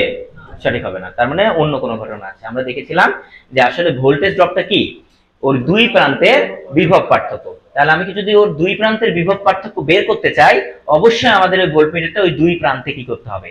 লাগাতে হবে। আমি যদি এরকম করি যে একটা রোধ এরকম এই জায়গাতে আছে, যে এটাকে বললাম আমি 3 ওহম, এটাকে বললাম 2 ওহম, এর ভোল্টেজটা বের করার জন্য আমি এইখানে ভোল্টমিটার সংযোগ করলাম। তাহলে এই ভোল্টমিটারের দুইটা নবের মধ্যে একটা এখানে গেল আরেকটা এইখানে গেল। তাহলে আসলেই কি ও এই 2 ওহমের দুই প্রান্তের ভোল্টেজ ড্রপ বের করতে পারবে? ও কি দেখাবে? এই পয়েন্ট আর এই পয়েন্টের ভোল্টেজ ড্রপ, তাই না? তার মানে আমাকে এভাবে সংযোগ করা যাবে না। আমি যার ভোল্টেজ পরিমাপ করব ভোল্টমিটারটা অবশ্যই তার কিসে সংযোগ করতে হবে? প্যারালালে সংযোগ করতে হবে। বুঝতে পেরেছো? কেন? যে কেননা ওর মাধ্যমে আমি ভোল্টেজ ড্রপ পরিমাপ করব, আর প্যারালালে ভোল্টেজটা কি থাকে? সমান থাকে। সিরিজে কারেন্ট সমান থাকতো, তাহলে ওই ভোল্টমিটার ওই অ্যামিটারের মধ্যে তো ওই একই কারেন্ট যেন প্রবাহিত হয় তাই কিসে রাখতাম? সিরিজে। আর এবার ভোল্টেজ পরিমাপ করছি, তাহলে ভোল্টেজ কিসে সমান থাকে? প্যারালালে। তো প্যারালালে যেহেতু ভোল্টেজ সমান থাকে তাহলে এর মাধ্যমে ভোল্টেজ পরিমাপ করতে হলে আমাকে কিসে সংযোগ করতে হবে? প্যারালালে সংযোগ করতে হবে। এইবার আমি একটা ভোল্টমিটার ডিজাইন করলাম, ধরো এটা আমার একটা ডিজাইন পরে করি, আগে এমনি নরমালি আমি বের করি যে ভোল্টেজটা কত। তোমরা যেহেতু এখনো ভোল্টেজ ডিভাইডার রুলস অনেকে জানো, বাট আমি শিখাই নাই, যে ভোল্টেজ ডিভাইডার রুলস দেখে না দেখে আমি সরাসরি কারেন্ট দিয়ে বের করি যে ভোল্টেজ ড্রপটা কত। তো আমি বললাম এর ভোল্টেজ ড্রপটা হচ্ছে V2, এটার মান কত হবে সেটা আমরা বের করব। তাহলে প্রথমে আমরা কারেন্টটা বের করব। এর কারেন্ট কত হবে 20/5, তাহলে কত অ্যাম্পিয়ার 4 অ্যাম্পিয়ার। তাহলে এর মধ্যে দিয়ে 4 অ্যাম্পিয়ার কারেন্ট প্রবাহিত হচ্ছে, তাহলে এই 4 অ্যাম্পিয়ার কারেন্ট এর মধ্যে দিয়ে যাচ্ছে, তাহলে এর ভোল্টেজ ড্রপটা কি হবে V2 বলো, I ইনটু R, মানে I2 ইনটু R2। তাহলে I2 কারেন্টের মান কত 4 অ্যাম্পিয়ার, তাহলে 4 গুণন এর রেজিস্ট্যান্স কত 2 ওহম, তাহলে কত ভোল্টেজ 8 ভোল্টেজ। তার মানে আমরা দেখতে পাচ্ছি এই 2 ওহমের ভোল্টেজ ড্রপ কত 8 ভোল্টেজ। এখন আমার ইচ্ছা হলো যে এটা আমরা কিসের মাধ্যমে দেখব, একটা ভোল্টমিটারের মাধ্যমে দেখব। সো আমি এবার একটা ভোল্টমিটার ডিজাইন করলাম। এবার আমি একটা ভোল্টমিটার ডিজাইন করলাম, যে ভোল্টমিটারটা আমরা কিসে সংযোগ করব, প্যারালালে সংযোগ করব। সেম সার্কিট কিন্তু, হ্যাঁ সার্কিটে কোনো চেঞ্জ আনি নাই। তাহলে এই সেম সার্কিটের প্যারালালে আমরা একটা ভোল্টমিটার সংযোগ করলাম। এই ভোল্টমিটারের অভ্যন্তরীণ রেজিস্ট্যান্স বললাম 2 ওহম, আমার হিসাবের সুবিধার্থে আমি 2 ওহম নিলাম, কারণ 2 2 প্যারালাল করলে কত হয়ে যায় 1। সো এখন আমরা এইটার অভ্যন্তরীণ রেজিস্ট্যান্স কত বললাম 2 ওহম। সো এখন দেখো এইটা কত ভোল্টেজ পরিমাপ করবে, এটা তো এই ভোল্টেজটাই পরিমাপ করবে নাকি, যে এই পয়েন্ট আর এই পয়েন্টের ভোল্টেজের ডিফারেন্স, মানে 2 ওহমের ভোল্টেজ সে পরিমাপ করবে। এভাবেও বলতে পারো সে ওই 2 ওহমের ভোল্টেজে পরিমাপ করবে, কেননা ভোল্টমিটারের অভ্যন্তরীণ রেজিস্ট্যান্স কিসে দেখাতে হয়, প্যারালালে দেখাতে হয়। আচ্ছা এবার আসি, তাহলে এই দুই পয়েন্টের যদি ভোল্টেজ সে পরিমাপ করে, তাহলে আমরা একটু ক্যালকুলেশন করে দেখি কত ভোল্টেজ পরিমাপ করছে। তাহলে এবার সর্বপ্রথম টোটাল কারেন্টটা বের করো, যে IT। তাহলে দেখো IT সমান সমান যদি বলি, IT এর মান কত হবে 20 ভাগ টোটাল রেজিস্ট্যান্স। তো টোটাল রেজিস্ট্যান্স মানে কি, এই দুইটার প্যারালাল তার সাথে এটা সিরিজ। তাহলে এই দুইটা প্যারালাল করলে কত 1, 2 আর 2 প্যারালাল করলে 1, এই 1 এর সাথে 3 সিরিজে, তাহলে কত হলো 4 ওহম। তাহলে এখানে 4 ওহম দিলে কত অ্যাম্পিয়ার কারেন্ট প্রবাহিত হচ্ছে 5 অ্যাম্পিয়ার, এখানে হচ্ছে 5 অ্যাম্পিয়ার। এবারে এই 5 অ্যাম্পিয়ার কারেন্ট এখানে দুই ভাগে ভাগ হয়ে যাচ্ছে না, তাহলে এখানে যেহেতু সমান মানের দুইটা রেজিস্ট্যান্স, তার মানে এইখানে যাবে 2.5, এখানেও যাবে 2.5। তাহলে আমরা যদি এবারে ভোল্টেজটা বলি, যে ভোল্টমিটারের রিডিং সেটা কত হবে 2.5 ইনটু 2, তাহলে কত ভোল্টেজ 5 ভোল্টেজ শো করবে সে। এটা কি বুঝছো সবাই, 5 ভোল্টেজ শো করবে। তাহলে বলো, একটু আগে দেখলাম সার্কিট কিন্তু সেম, একই সার্কিট, এই সার্কিটে এর ভোল্টেজ ড্রপ কত ছিল 8 ভোল্টেজ। এখন এইটা যখন আমি মিটার দিয়ে দেখতে যাচ্ছি, এই মিটার লাগানোর পরে দেখতেছি মিটার কত দেখাচ্ছে 5 ভোল্টেজ। তাহলে কি মিটার ঠিক পার্ট দেখালো, ভুল পার্ট দেখাইছে, রাইট। সেই ভুলটা দেখানোর কারণ কি, ওর অভ্যন্তরীণ রেজিস্ট্যান্সটার কারণে ভুল পার্ট দেখাইছে। সো এটা তো একটা ত্রুটি, এই ত্রুটিটাকে কি বলা হচ্ছে, ভোল্টমিটারের লোডিং ইফেক্ট। যে ভোল্টমিটার নিজেই একটা লোড হিসেবে কাজ করেছে, যার ফলে একটা কি দেখা দিছে, ত্রুটি দেখা দিছে, এটাকে আমরা কি বলতেছি, লোডিং ইফেক্ট। তাহলে এখন এটা আমাকে দূর করতে হবে। আর এইটা দূর করার জন্য তুমি মনে করো একটু আগে যেহেতু আমরা অ্যামিটারের ত্রুটি দূর করেছিলাম কিভাবে, যে অভ্যন্তরীণ রেজিস্ট্যান্স কি করে দিছিলাম, শূন্য করে দিছিলাম। আর এরকমই তোমার মাথায় চিন্তা আসলো, ধরো যে দেখি তাহলে শূন্য করে দেখি কি হয়। আর তুমি যদি এর অভ্যন্তরীণ রেজিস্ট্যান্স এখানে এরকম শূন্য করে দাও সাপোজ, তাহলে এটা কি হয়ে যাবে শর্ট পথ। আর এইটা যদি শর্ট পথ হয়, তাহলে এর প্যারালালে এই রেজিস্ট্যান্সটা কাজ করবে, সকল কারেন্ট ওর মধ্যে দিয়ে প্রবাহিত হবে, রাইট। তাহলে সবগুলো কারেন্ট এর মধ্যে দিয়ে প্রবাহিত হচ্ছে, তাহলে কারেন্টের মান তো চেঞ্জ হবেই, পাশাপাশি এই ভোল্টমিটারের এখন এই পয়েন্ট আর এই পয়েন্ট কি শর্ট না, তাহলে এর ভোল্টেজ কত শো করবে, শূন্য। ভোল্টেজ কত শো করবে, শূন্য, কেননা ভোল্টমিটারের অভ্যন্তরীণ কোনো রেজিস্ট্যান্স নাই, কোনো বাধা নাই, ওটা একটা কি পথ হয়ে গেছে, শর্ট পথ। তাহলে শূন্য ভোল্টেজ শো করবে। তাহলে কি এটা ত্রুটি দূর হলো না আরো বেশি হলো, আরো বেশি হলো। তাহলে কপি পেস্ট করা যাবে না, যে আগেরটা তো অভ্যন্তরীণ রেজিস্ট্যান্স কমায় দিছিলাম, এটাতেও কি করব, কমায় দিব। তাহলে এটাতে এটা করলে হবে না, আমাকে এমন কিছু চিন্তা করতে হবে যেন এই লোডিং ইফেক্টটা না হয়। সেই লোডিং ইফেক্টটা হচ্ছিল কিন্তু এই কারণ, দুইটা কারণে। একটা হচ্ছে দেখো, যখন এর মধ্যে আমার 2 ওহমের একটা রেজিস্ট্যান্স ছিল, তখন এই টোটাল রেজিস্ট্যান্সে একটা প্রভাব পড়ছিল, তাই তো, টোটাল রেজিস্ট্যান্সে একটা প্রভাব পড়ছিল। তাহলে আমাকে এমন কিছু করতে হবে যেন টোটাল রেজিস্ট্যান্সে কোনো প্রভাব না পড়ে, এবং এই কারেন্টটা যেন এখানে এসে দুই ভাগে ভাগ না হয়, সকল কারেন্টটাই যেন কার মধ্যে দিয়ে যায়, আগে যেরকম এইটার মধ্যে দিয়ে যাচ্ছিল, এরা দুজন সিরিজে ছিল, এখনো যেন সকল কারেন্টই এদের মধ্যে দিয়েই যায়।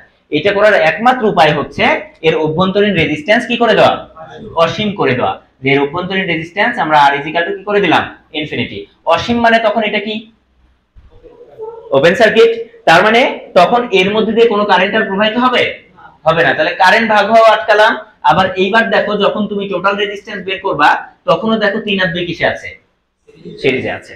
কারণ এই দুইটার মধ্যে দিয়ে কি একই কারেন্ট প্রবাহিত হবে না, তাহলে এরা দুইজন কিসে আছে, সিরিজে আছে। তাহলে এই ক্ষেত্রে তখন আমরা বলতে পারবো যে I ইজ ইকুয়াল টু, এটা হচ্ছে আমাদের 3 নাম্বার কেস আর কি, তোমরা আলাদাভাবে দাগিয়ে নিতে পারো, যে এটা আগে ছিল আমি এখানে মুছে দাগিয়ে ফেলছি, বা তোমরা আলাদাভাবে করো। তাহলে এইখানে আমরা R is equal to infinity দিছি, যার ফলে এইবার আমাদের I এর মান কত হবে, যে 20/5, তার মানে কত অ্যাম্পিয়ার, 4 অ্যাম্পিয়ার। তাহলে এবার এর ভোল্টেজ ড্রপটাও কত হবে, 4 গুণন 2, তার মানে কত ভোল্টেজ, 8 ভোল্টেজ। কিছু বলবেন? হ্যাঁ যাও, এই যে পাশে ওয়াশরুম আছে। তাহলে আমরা দেখলাম যে আমাদের ভোল্টমিটারের অভ্যন্তরীণ রেজিস্ট্যান্স, যদি কোনো রেজিস্ট্যান্স থাকে তাহলে কি দেখা দিচ্ছে, একটা লোডিং ইফেক্ট দেখা দিচ্ছে।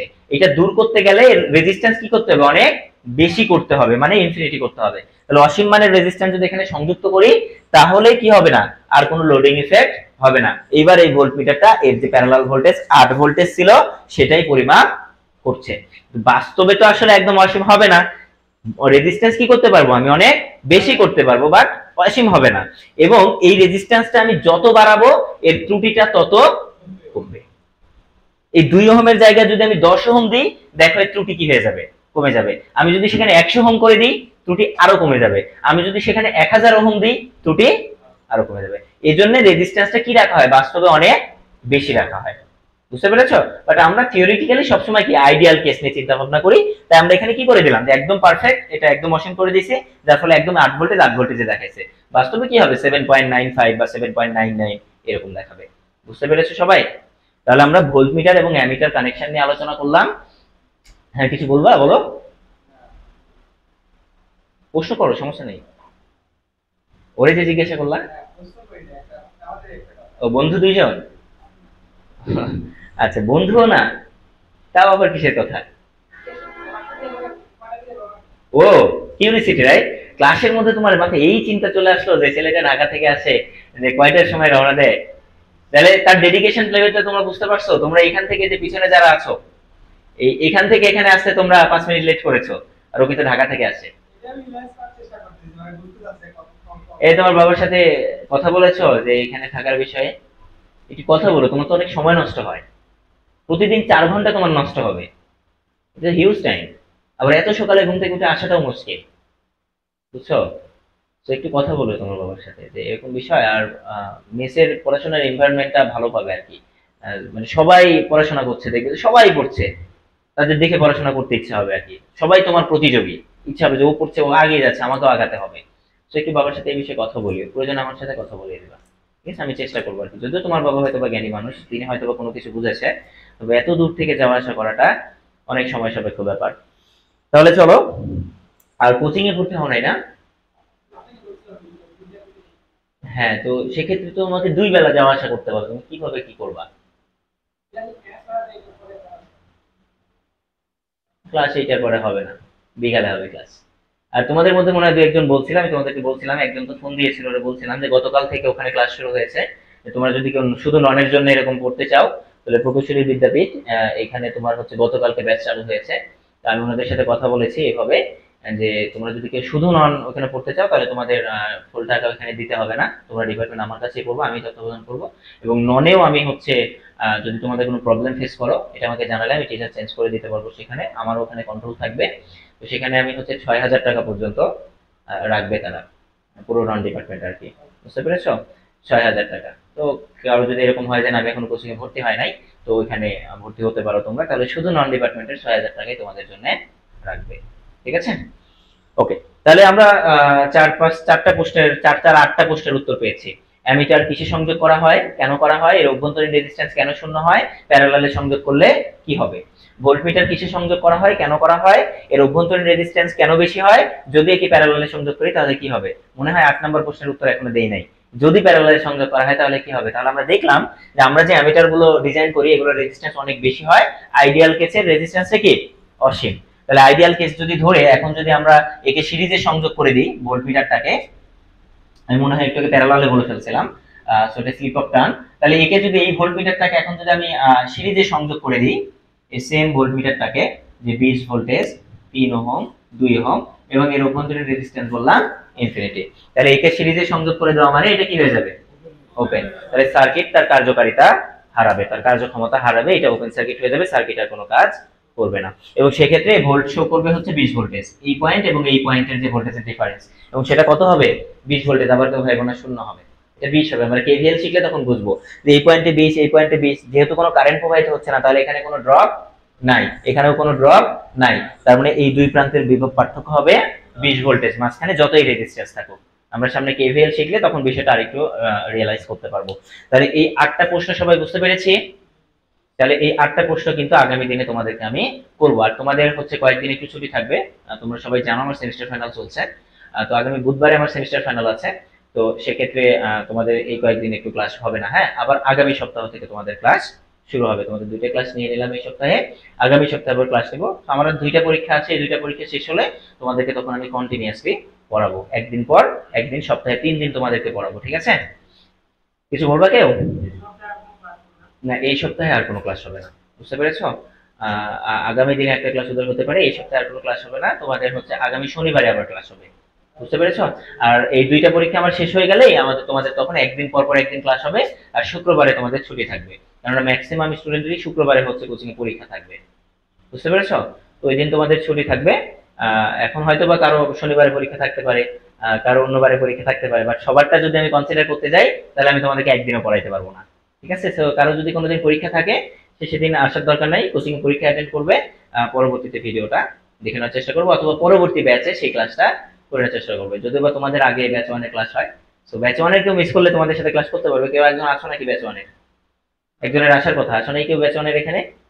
গত ক্লাস মিস করেছিল, তার আজকে আসার কথা যে আজকে আসবে, তাহলে সে আজকেও মিস করছে, তার মানে অলস, বেশি দিন টিকতে পারবে না। যে ক্লাসটা মিস করেছে বেশি দিন টিকতে পারবে না, বলো? হ্যাঁ হ্যাঁ, কেন হবে না? ও, তুমি যদি আগে যে পরীক্ষা আছে, ঠিক আছে, আমি এই ক্ষেত্রে ফাইন প্রযোজ্য করবো না। তোমার যদি পরীক্ষা থাকে আমাকে যদি জানিয়ে রাখো, অথবা তুমি অসুস্থ হয়ে গেছো আমাকে জানিয়ে রেখেছো, তাহলে এটা ফাইন প্রযোজ্য হবে না, বাট কেউ জানায়নি, আমাকে আসে নাই, সেটা তো অবশ্যই ফাইন প্রযোজ্য হবে। আচ্ছা, তো কয়টা বাজে একটু দেখো তো।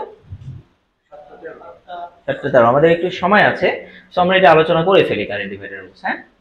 10 মিনিটে, যদিও ওদের দেখাই নাই, বাট তোমাদেরকে দেখিয়ে দিই আমরা।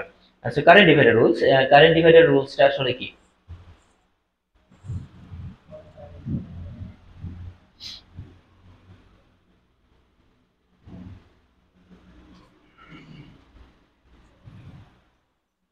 ওকে, সো কারেন্ট ডিভাইডার রুলস এখানে দেওয়া আছে, বাট এরকম না। কারেন্ট আসলে কোথায় ডিভাইড হয় বলো তো? প্যারালালে। প্যারালাল সার্কিটে কারেন্টটা কি হচ্ছে? ডিভাইড হচ্ছে। তার মানে আমরা কারেন্ট ডিভাইডার রুলস কোথায় ব্যবহার করব? প্যারালাল সার্কিটে, বা প্যারালাল অংশে, একটা মিক্স সার্কিটের একটা অংশ প্যারালাল, ওই অংশটাতে আমরা কি ব্যবহার করব? Current divider rules. তো কারেন্ট ডিভাইডার রুলস এরকম, আমি এইভাবে মনে রাখি, সেটা হচ্ছে কোন একটি শাখার কারেন্ট, এই জায়গায় লিখলে কি তোমরা দেখতে পাবা নাকি রিফ্লেক্ট হয়? নিচে লিখবো?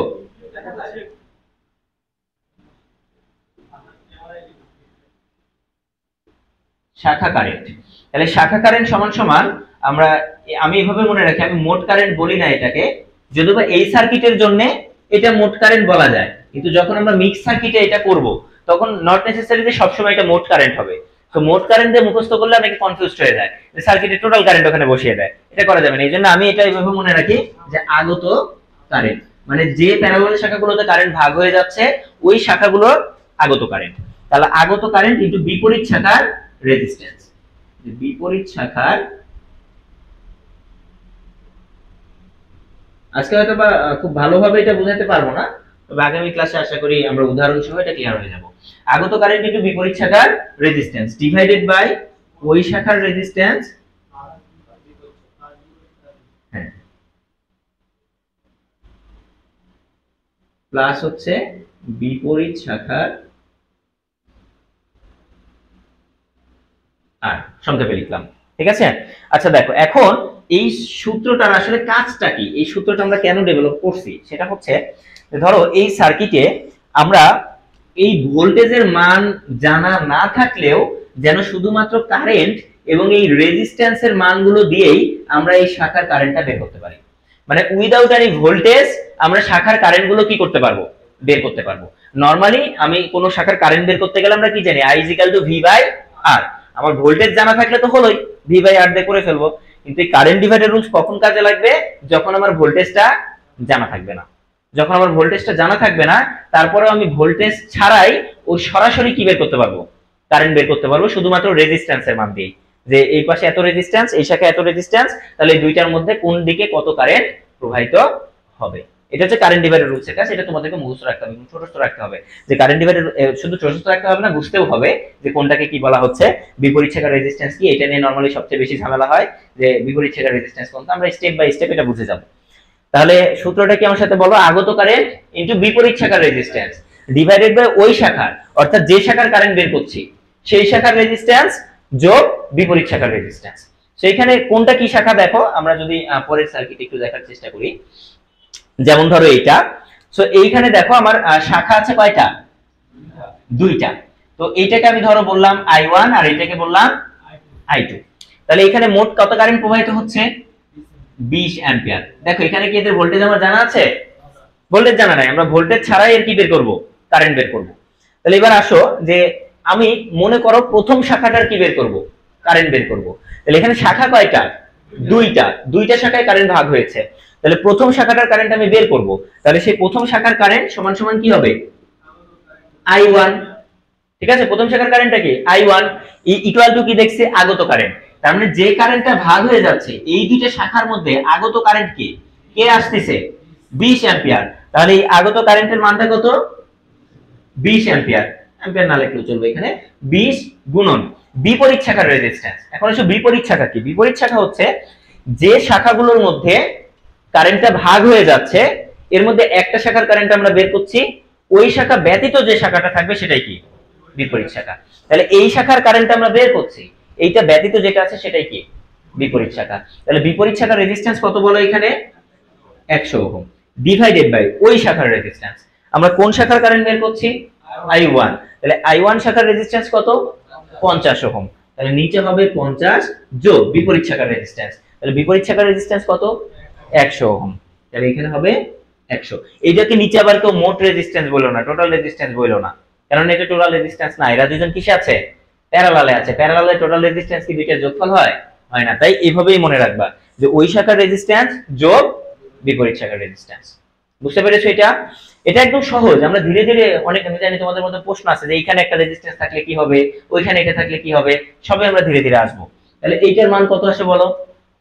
আর আগামী ক্লাস থেকে তো আমরা ফুললি অঙ্কের মধ্যে ঢুকে যাব, সুতরাং প্রত্যেকের কাছে ক্যালকুলেটর থাকতে হবে।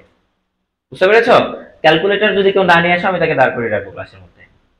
সবার কাছে যেন ক্যালকুলেটর থাকে, কারণ আগামী ক্লাস থেকে আমরা অঙ্কের মধ্যে ঢুকে যাবো এবং প্রত্যেকে প্র্যাকটিস করতে হবে।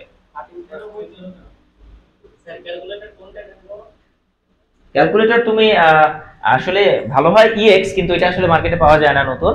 সো তুমি নিতে পারো ES প্লাস, মানে এটা হচ্ছে EX কিন্তু এটা পাওয়া যায় না। তুমি কই কিনছো এটা, এই জন্যই পাইছে আর কি। সো এখন পাওয়া যায় না, এগুলো পাওয়া যায়, এগুলো পুরাতন, পুরাতনের দামই চাই 5000 7000, বুঝছো, একটা ক্যালকুলেটরে। হ্যাঁ বলো। নিতে পারো।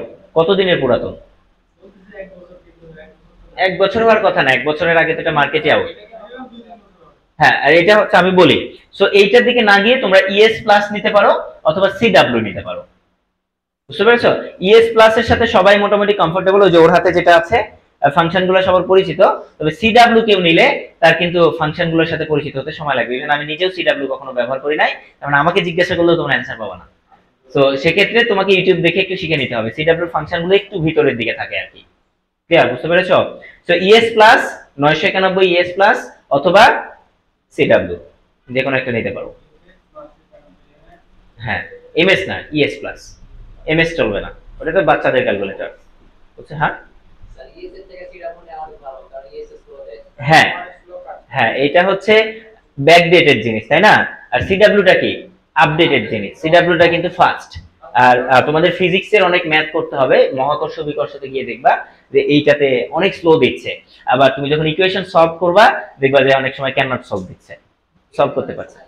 হ্যাঁ হ্যাঁ, তো হচ্ছে CW-টা দেখবা সবচেয়ে ফাস্ট। তো যেহেতু আপডেটেড জিনিস, তো এটার সাথে কম তোমার কোপ আপ করে নয় আমি মনে করি ভালো। CW নিতে পারো, সবাই শিখে যাবে। এখন সবাই CW ব্যবহার করে, তোমার পাশের জন করবে, তো এটা শেখা কোনো বড় কোনো ইস্যু হবে না। CW নিতে পারো, দাম মনে হয় 2200 মধ্যেই।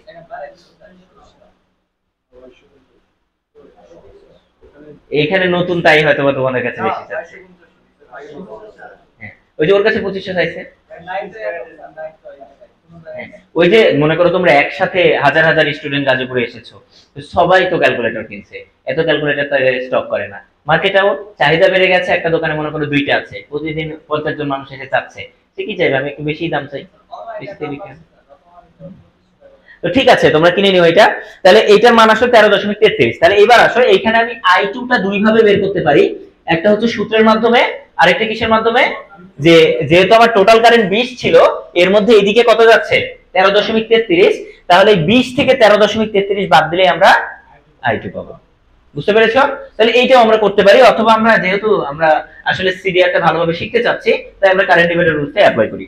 তাহলে এবার আগত কারেন্ট কত, 20 অ্যাম্পিয়ার ইনটু বিপরীত শাখার রেজিস্ট্যান্স এবার কত হবে, 50। কেননা এটা বের করছি, এর বিপরীত শাখা কোনটা হবে, অন্য যেটা আছে সেটাই। তাহলে 50 মানে যে শাখাগুলোর মধ্যে কারেন্টটা ভাগ হচ্ছে, তাহলে ওই দুইটার মধ্যে ভাগ হচ্ছিল, তাহলে এই 50টাই হচ্ছে বিপরীত শাখা। তাহলে ডিভাইডেড বাই ওই শাখার রেজিস্ট্যান্স কত, 100 যোগ হচ্ছে 50। বুঝছো? তাহলে 6.66 অ্যাম্পিয়ার। ক্লিয়ার সবাই? এখন দেখো তোমরা অনেক সময় কনফিউজড হও এরকম হলে, সাপোজ ধরো যে এরকম 20 অ্যাম্পিয়ার আছে,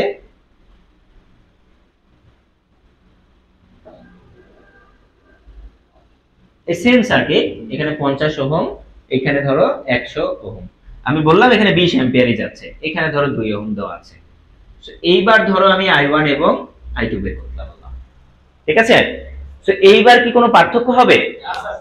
কোনো পার্থক্য হবে না, যে আগেও যা হচ্ছিল এবারও তাই হবে, কেননা আমার কারেন্ট ডিভাইডার রুলস অ্যাপ্লাই করব আমরা কতটুকুর মধ্যে, প্যারালাল শাখার মধ্যে। এর সাথে সিরিজে কি আছে না আছে আমার তো দেখার দরকার নাই, আমার দরকার হচ্ছে এখানে আসতেছে কত, এখানে আসতেছে কত, 20 অ্যাম্পিয়ার। যদিও বা এই সার্কিটেও 20 অ্যাম্পিয়ার, এই সার্কিটেও 20 অ্যাম্পিয়ার হবে না, বাট আমি বলে দিচ্ছি এই সার্কিটেও কত, 20 অ্যাম্পিয়ার।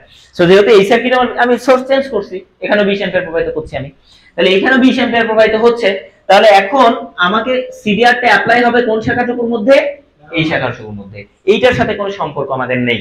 তাহলে এইখানে কোন দুইটা শাখায় ভাগ হচ্ছে, এই দুইটা শাখায় আমি এইটার যখন কারেন্ট বের করব, এর বিপরীত শাখা হবে কোনটা, 100।